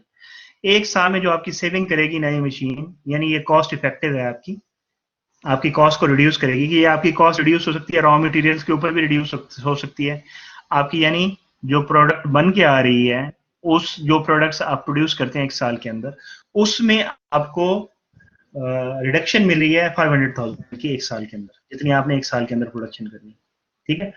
तो old machine is fully depreciate, पुरानी machine depreciate हो चुकी है, but you दोनों चीजों को mix up कर रहा है वो, ठीक है। मशीन भी सेल कर रहा है और साथ साथ उसकी बाकी चीजों में भी चेंज आ रहा है। तो देखें एक नया सिनेरियो बन रहा है इसके अंदर। Machine is fully depreciate but you can sell it for $50,000। पुरानी मशीन को आप $50,000 के ऊपर बेच सकते हैं। अगर फुली डेप्रिशिएटेड है तो कोई मुझे बताएगा इसकी बुक वैल्यू क्या होगी? जी सर, फुली डेप्रिशिएटेड मशीन है तो इसकी बुक वैल्यू क्या होगी? फुली डेप्रिशिएट होगी ना तो जीरो हो जाएगी सर उसकी बुक वैल्यू इसकी जीरो होगी, ठीक है। फुल डेप्रिशिएट का मतलब क्या है? इसकी बुक वैल्यू जीरो है। You would depreciate the new machine over 5-year life using MACRS method, ठीक है। The new machine will not change your working capital needs. Working capital में कोई चेंज नहीं आएगा, वो बता रहा है सिनेरियो के अंदर कि आपका वर्किंग कैपिटल सेम रहेगा, जो पुरानी मशीन के साथ था वो नई मशीन के साथ रहेगा, तो कोई चेंज नहीं आएगा। तो इसका मतलब है ये कैश फ्लो को इफेक्ट नहीं करेगा। टैक्स रेट 35% है and your cost of capital is 9%। जो आपका डिस्काउंट रेट रहेगा वो 9% रहेगा। Should you replace the machine? क्या आपको रिप्लेस करनी चाहिए मशीन? आपने ये डिसीजन लेना। तो इसके लिए क्या करेंगे? हम वहीं से स्टार्ट करेंगे, revenue minus cost of goods sold, gross profit minus operating expenses, depreciation, सारी चीजें करते जाएंगे, ठीक है। ईयर 1 में आपने मशीन परचेज की है 1 मिलियन की, कैश फ्लोज निकालेंगे तो 1 मिलियन का परचेज ऑफ मशीन आ जाएगा। और ईयर 5 के अंदर आपकी जो डेप्रिसिएशन है नई मशीन की वो ईयर 5 तक जाएगी, और इसमें प्रोजेक्ट की लाइफ तो नहीं दी हुई उसने, तो आपका प्रोजेक्ट भी 5 ही होगा। ठीक है, आपके जो कैश फ्लोज हैं वो पूरे 5 ईयर्स में जनरेट होंगे, आपकी डेप्रिसिएशन सारी आपकी एड बैक होगी, और ईयर 5 के ऊपर आप ईयर 1 के ऊपर आपकी मशीन, ईयर 1 कह रहा हूँ, ईयर 0 के ऊपर आपकी पुरानी मशीन सेल हो रही है, तो जो मशीन सेल हो रही है उसका आपको इनफ्लो आ रहा है, लेकिन उसके ऊपर टैक्स भी लग रहा है, वो सारी चीजों को आपने इसके अंदर शामिल करना। लेट्स सी, इंक्रीमेंटल रेवेन्यू आपके कोई नहीं है। ठीक है, इंक्रीमेंटल रेवेन्यू कोई नहीं है, जो रेवेन्यू आपको पुरानी मशीन से मिल रहा था वही यहां से भी मिल रहा है, आपकी सिर्फ कॉस्ट रिड्यूस हो रही है। इंक्रीमेंटल रेवेन्यू 0 है, इंक्रीमेंटल कॉस्ट जो है वो 500,000 से रिड्यूस हो रही है, will appear as a positive number in the cost line of our analysis। ठीक है, डेप्रिसिएशन शेड्यूल क्या बनेगा, 20%, 32%, 19.25%, ये सारा आप निकाल लेंगे, ये आपने सारा निकाल लिया। पुरानी मशीन जो आपने सेल की है वो 50,000 की सेल की है, उसकी प्राइस और माइनस बुक वैल्यू, तो ये आपका कैपिटल गेन हो गया। कैपिटल गेन के ऊपर आप टैक्स लगा के आप उसको माइनस कर दें, डायरेक्टली टैक्स लगा दिया 50,000 पे, तो ये आपका 32,500 ये आपका ईयर 0 के अंदर आएगा। ठीक है, ये इनफ्लो हो रहा है आपका, और आप मशीन ईयर 0 में बाय कर रहे हैं, वो 1 मिलियन का आउटफ्लो हो रहा है, वो आप शो करेंगे। तो ये शेड्यूल बन गया आपका। ठीक है, इंक्रीमेंटल रेवेन्यू जीरोज हैं, और इंक्रीमेंटल कॉस्ट जो है, कॉस्ट ऑफ गुड सोल्ड, वो 500 की है। 500 का इजाफा है ना, तो प्लस में शो कर रहे हैं, पहले हमने नेगेटिव में इसको शो किया था। रिडक्शन है फ्रॉम द प्रीवियस वन, तो आपका 500 ये 5 ईयर्स तक चला। ठीक है, और इंक्रीमेंटल ग्रॉस प्रॉफिट भी यही आ गया। डेप्रिसिएशन आपकी जो है वो जो इसके ऊपर आपने निकाली है अभी पीछे, ये डेप्रिसिएशन आपने निकाली है, ये सारी आपने यहाँ पे लिख दी माइनस करके, तो आपका एबिट आ गया जो ऑपरेटिंग प्रॉफिट है उसके ऊपर, क्योंकि इसके ऊपर कोई किसी किस्म का लोन नहीं है, तो आप इसके ऊपर टैक्स यहाँ पे लगा के टैक्स को माइनस कर देंगे। यहाँ आपकी डेप्रिसिएशन 6 साल तक जाती है इसकी, 5 साल वाले का जो शेड्यूल है वो 6 साल का दिखाया हुआ है इसमें, तो ये छठे साल में जाके इसकी वैल्यू 0 होती है, तो आपकी डेप्रिसिएशन छठे साल के अंदर मिल जाएगी, 6 ईयर में मिल जाएगी। 6 ईयर का डेप्रिसिएशन नेगेटिव है, उसके ऊपर आपको रिबेट मिल जाएगा टैक्स का, तो आपके इंक्रीमेंटल अर्निंग्स ये बन गई, उसमें आप ऐड बैक करेंगे डेप्रिसिएशन को, ये आप अंडरस्टैंड कर चुके हैं। अब आपने कैश फ्लोज निकालने हैं, तो कैश फ्लोज में ईयर 0 के अंदर आपके 2 काम हुए हैं, एक तो आपने मशीन खरीदी है 1 मिलियन की, दूसरा आपने पुरानी मशीन बेची है तो उसका पॉजिटिव आया, तो ये आपका कैश फ्लो इसका ये रहा। तो ये आपने सारे कैश फ्लोज इसके अंदर लिख दिए, नेट वर्किंग कैपिटल के अंदर कोई चेंज नहीं था, आपके कैश फ्लोज बन गए सारे। आपके पास डिस्काउंट रेट है, कॉस्ट ऑफ कैपिटल 9% है, तो आपका 9% के ऊपर हर को आपने, ये ईयर 0 का आपका नहीं होगा, एज इट इज लिखेंगे, इसको 1 ईयर पे करेंगे, इसको 2 पे, इसको 3 पे, इसको 4 पे, 5 पे और 6 पे, तो 6 ईयर्स तक आप इसके प्रोजेक्ट की, जब तक वो आपका इक्विपमेंट फुली डेप्रिशिएट नहीं होता, आप उसकी डेप्रिसिएशन को लेंगे और आप उसका एनपीवी निकाल लेंगे। आपका एनपीवी आ रहा है 573.81। ठीक है, तो लेना चाहिए, we should replace the machine, उसका एनपीवी पॉजिटिव आ रहा है। गलती कहां हो सकती है, कॉस्ट ऑफ कैपिटल सही ना निकले, आपका एनपीवी गलत हो जाएगा, कैश फ्लो कोई गलत आ गया, एनपीवी गलत हो जाएगा। तो ये 2 चीजों पे डिपेंड करती है एनपीवी। आप ये कह सकते हैं कि ये इसकी लिमिटेशन है एनपीवी की, कि इन दोनों चीजों पे डिपेंड करती है। Even though the decision has no impact on revenues, it still matters for cash flows because it reduces का, देखें इंक्रीमेंटल रेवेन्यू 0 है हमारा, इसके बावजूद हमें इतना बेनिफिट हो रहा है इसका। ठीक है, यही बता रहा है, it reduces cost, furthermore both selling the old machine and buying the new machine involves cash flows with tax implications. The NPV analysis shows that replacing the machine will increase the value of the firm by almost 574,000, इसको round किया उसने, thousands में है, $574,000 का आपका impact पड़ रहा है इसके ऊपर, तो करना चाहिए ना, यस करना चाहिए। ठीक है, इसी तरह की एक एग्जांपल और है, इसे आप खुद देख लीजिएगा, बिल्कुल सेम है, इसमें भी वैसे ही है, कॉस्ट सेविंग हो रही है, MACRS लगाया हुआ है। ठीक है, और उसका कैपिटल दिया हुआ है, आपने एनपीवी निकाला। ठीक है जी, हमारा ये हो गया टॉपिक कंप्लीट। हम कहते हैं कि हमारे पास 4 टेक्निक्स हैं, जैसे मैंने स्टार्ट में बताया, पेबैक रूल, एनपीवी, आईआरआर और प्रॉफिटेबिलिटी इंडेक्स। हम कहते हैं कि हमारे लिए बेस्ट कौन सा है, एनपीवी है, ठीक है, based on the different theories. NPV best है। एनपीवी के अंदर कौन कौन सी चीजें इंपॉर्टेंट हैं? फ्री कैश फ्लोज इंपॉर्टेंट है, आपका कॉस्ट ऑफ कैपिटल इंपॉर्टेंट है। कॉस्ट ऑफ कैपिटल आपका जाएगा अगले कोर्स के अंदर। फ्री कैश फ्लोज के अंदर कौन कौन सी चीजें इफेक्ट कर सकती हैं, उन सबको हमने देख लिया, उनका इम्पैक्ट भी देख लिया हमने, ठीक है। उसके बाद हमने उनको डिस्काउंट करके उनकी वैल्यूज भी निकाल ली। अब आप ये कहते हैं कि हमारा ये सारा जो नई मशीन हम बाय करते हैं, इसमें सारी फोरकास्टिंग होती है ना, हमारी हमारी सेल्स इतनी रहेगी, हमारी कॉस्ट इतनी रहेगी, हमारी फलां चीज इतनी रहेगी, सारी फोरकास्टिंग है, ठीक है। वो फोरकास्टिंग आपकी चेंज होती है किसके साथ? आपकी प्राइस के साथ चेंज होती है, प्राइस के साथ चेंज होती है। आपकी प्रोडक्ट की प्राइस क्या रहेगी? अगर प्रोडक्ट इंक्रीज करती है तो रेवेन्यू इंक्रीज करेंगे, प्राइस डिक्रीज करती है तो रेवेन्यू डिक्रीज करेंगे आपके, ठीक है। उसी हिसाब से आपके प्रॉफिट्स यानी चेंज होंगे। तो आप इसको कहते हैं कि सेंस आप इसका एनालिसिस करेंगे अपने प्रोजेक्ट के। वो 3 तरह के एनालिसिस हैं, एक एक पेज का है, मैं ये आपको दिखा देता हूँ। A capital budgeting tool that determines how NPV varies as a single underlying assumption is changed. कोई एक चीज को आप चेंज करते हैं, उसका क्या इंपैक्ट पड़ता है? Single underlying assumption is changed, तो उसका क्या इंपैक्ट आता है? फॉर एग्जाम्पल, आप क्या चेंज करते हैं? आप कहते हैं यूनिट जो सेल हो रहे हैं उनमें चेंज आ गई, या आपकी सेल प्राइस चेंज होगी, या सेल प्राइस चेंज होगी और यूनिट सोल्ड, यानी आपके ये दो हैं, बेसिकली 2 चीजें हैं, ये दोनों चेंज होंगी। तो इसकी वजह से क्या चेंज हो सकता है?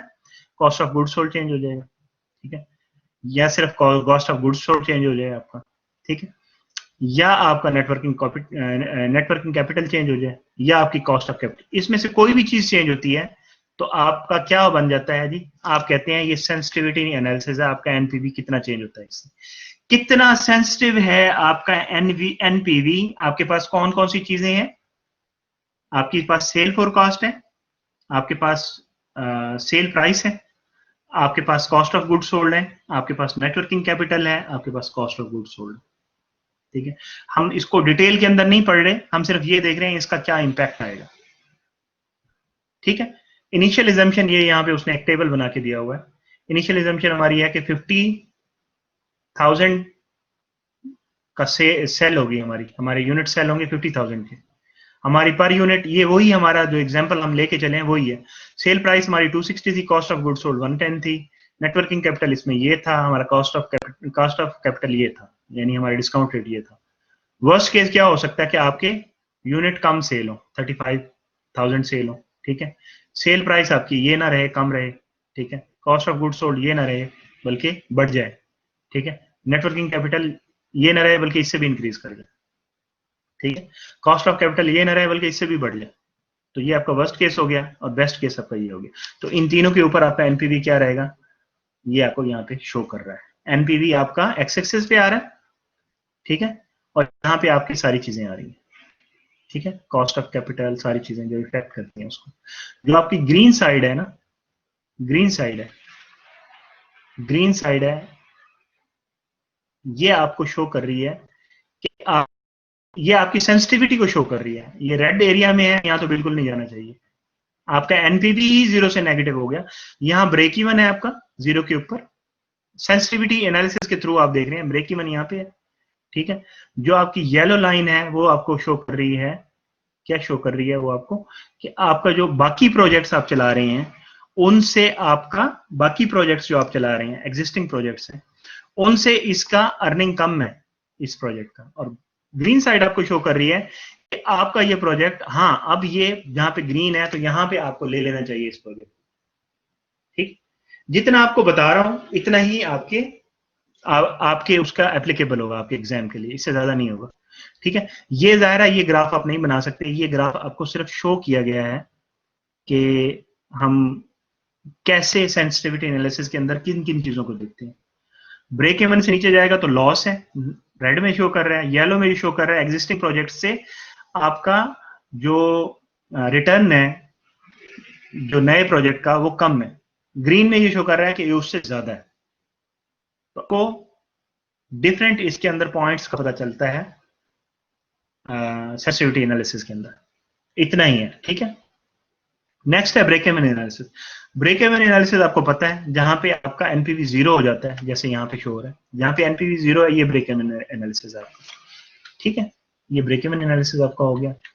और ब्रेक इवन एनालिसिस के अंदर आपका अकाउंटिंग का ब्रेक इवन भी हो सकता है। अकाउंटिंग ब्रेक इवन क्या है कि आपके जो ऑपरेशनल एक्सपेंसेस हैं वो सारे आपके पूरे हो जाए, ऑपरेशनल कॉस्ट 0 हो जाए आपकी।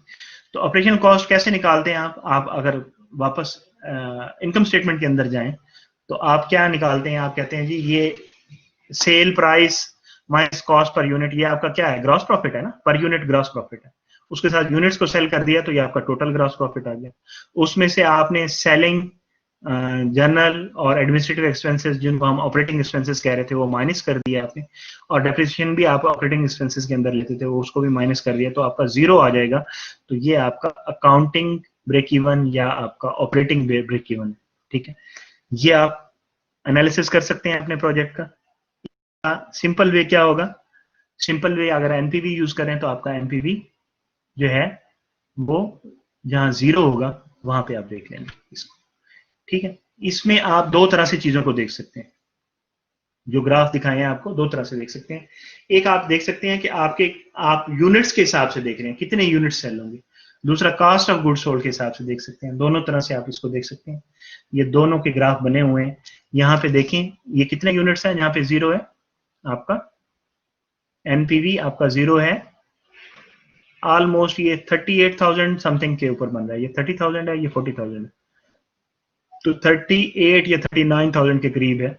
जहां पे इतने यूनिट सेल हों तो आपकी ऑपरेटिंग एक्सपेंसेस मीट हो जाते हैं यहाँ पे, ठीक। और कॉस्ट ऑफ गुड्स सोल्ड के हिसाब से अगर आप देखेंगे तो आप देखें इसमें cost of goods sold per unit के हिसाब से, तो एक यूनिट जो आप अगर सेल करेंगे वो अगर आप 140, 142, 43 का अगर आप एक यूनिट सेल करते हैं तो आपकी ऑपरेशनल एक्सपेंसेस मीट करते हैं। ये आपने दूसरे कोर्सेज में भी पढ़ा होगा ब्रेक इवन वगैरह को, तो उसी तरह से है, ठीक है। फिर है सिनेरियो एनालिसिस। सिनेरियो एनालिसिस में हम कैपिटल बजटिंग टूल है जिसमें हम डिटरमिन करते हैं कि एनपीवी कैसे चेंज होती है अगर हम एक से हमने सेंसिटिविटी एनालिसिस के अंदर एक चीज को चेंज किया था ना, इसमें मल्टीपल चेंजेस को मल्टीपल फैक्टर्स को चेंज करते हैं। यानी आपने दोनों चीजों को चेंज कर दिया। आपने कहा जी सेल्स भी, फोरकास्ट भी चेंज हो गई और आपकी सेल की प्राइस भी चेंज हो गई, दोनों चीजों को चेंज कर दिया या तीन चीजों को चेंज कर दिया साइमल्टेनियसली। जो चेंज करते हैं तो उसको सिनेरियो एनालिसिस कहते हैं, ठीक है। आपका सिनेरियो चेंज होगा तो आपका एनपीवी कैसे चेंज होगा। सिनेरियो से मुराद क्या होता है, बेसिकली आप जिस इन्वायरमेंट में काम कर रहे हैं, जिस बिजनेस इन्वायरमेंट में या जिस इकोनॉमिक इन्वायरमेंट में काम कर रहे हैं, जिस कंट्री में काम कर रहे हैं, उसके एक्सटर्नल फैक्टर्स चेंज होते हैं, वो आप तो नहीं उसको कंट्रोल कर सकते ना, वो कैसे इंपैक्ट करते हैं एनपीवी के ऊपर। ये बहुत डिटेल के अंदर जब आप जाते हैं तो फिर सिनेरियो एनालिसिस आप इसका करते हैं, ठीक है। ये उसकी एग्जांपल दी हुई सिनेरियो एनालिसिस की। करंट स्ट्रेटेजी क्या है जी, आपकी 260 पर यूनिट प्राइस है और एक्सपेक्टेड यूनिट्स 1000 है और आपका एनपीवी इसके ऊपर निकलता है 2862,000। प्राइस अगर रिड्यूस करते हैं आप और आपके साथ ही प्राइस रिडक्शन के साथ आपकी सेल की प्रोजेक्शन भी कम ज्यादा हो जाती है। प्राइस रिड्यूस हुई लेकिन सेल्स प्रोजेक्शन इंक्रीज हो गई, तो ये सिनेरियो एनालिसिस बनेगा, आपका सिनेरियो चेंज हो गया। अगर आप सिर्फ प्राइस को चेंज कर रहे हैं और यूनिट्स को चेंज नहीं कर रहे जो सेल हो रहे हैं, तो फिर ये सेंसिटिविटी एनालिसिस होगा। अगर दोनों चीजों को आप इकट्ठा चेंज कर रहे हैं तो फिर ये सिनेरियो एनालिसिस होगा। तो इसमें आपका एनपीवी ये आ रहा है, ठीक है। इस तरह से आपने प्राइस इंक्रीज किया और आपकी जो प्रोजेक्शन है सेलिंग की, सेल फोरकास्ट, वो आपकी रिड्यूस हो गई। तो ये दोनों चीजें रिड्यूस हुई तो आपका सिनेरियो एनालिसिस बन गया। बेसिकली ये चीजें आपस में भी डिपेंड करती हैं एक दूसरे के ऊपर, लेकिन हम उन चीजों को देख नहीं रहे। So this is all about today's lecture. ये उसने एक लाइन ड्रा की है, इसको देख लीजिएगा आप कि प्राइस और वॉल्यूम दोनों कैसे मूव करते हैं, यानी दोनों का आपस में लिंक है ना। अगर आप प्राइस इंक्रीज करते हैं तो आपकी डिमांड कम हो जाती है ना, आपने इकोनॉमिक्स में भी पढ़ा होगा प्राइस वोलेटिलिटी को। सर तो प्राइस डिमांड ये उसके हिसाब से ये वही ग्राफ बना हुआ है, इसको देख लें। इसमें एनपीवी कुछ ऊपर भी नीचे भी, इसको देख लीजिएगा। दैट्स ऑल, ठीक है, दैट्स ऑल। ऑप्शंस में आपके रियल ऑप्शंस हैं, दूसरी ऑप्शन ये है कि आप डिले ही कर देते हैं, या आप एक्सपेंड करते हैं, या आप अबंडन कर देते हैं, कि आप कहते हैं कि नहीं, जाना ही नहीं इसके अंदर। हाँ जी, एनी क्वेश्चंस?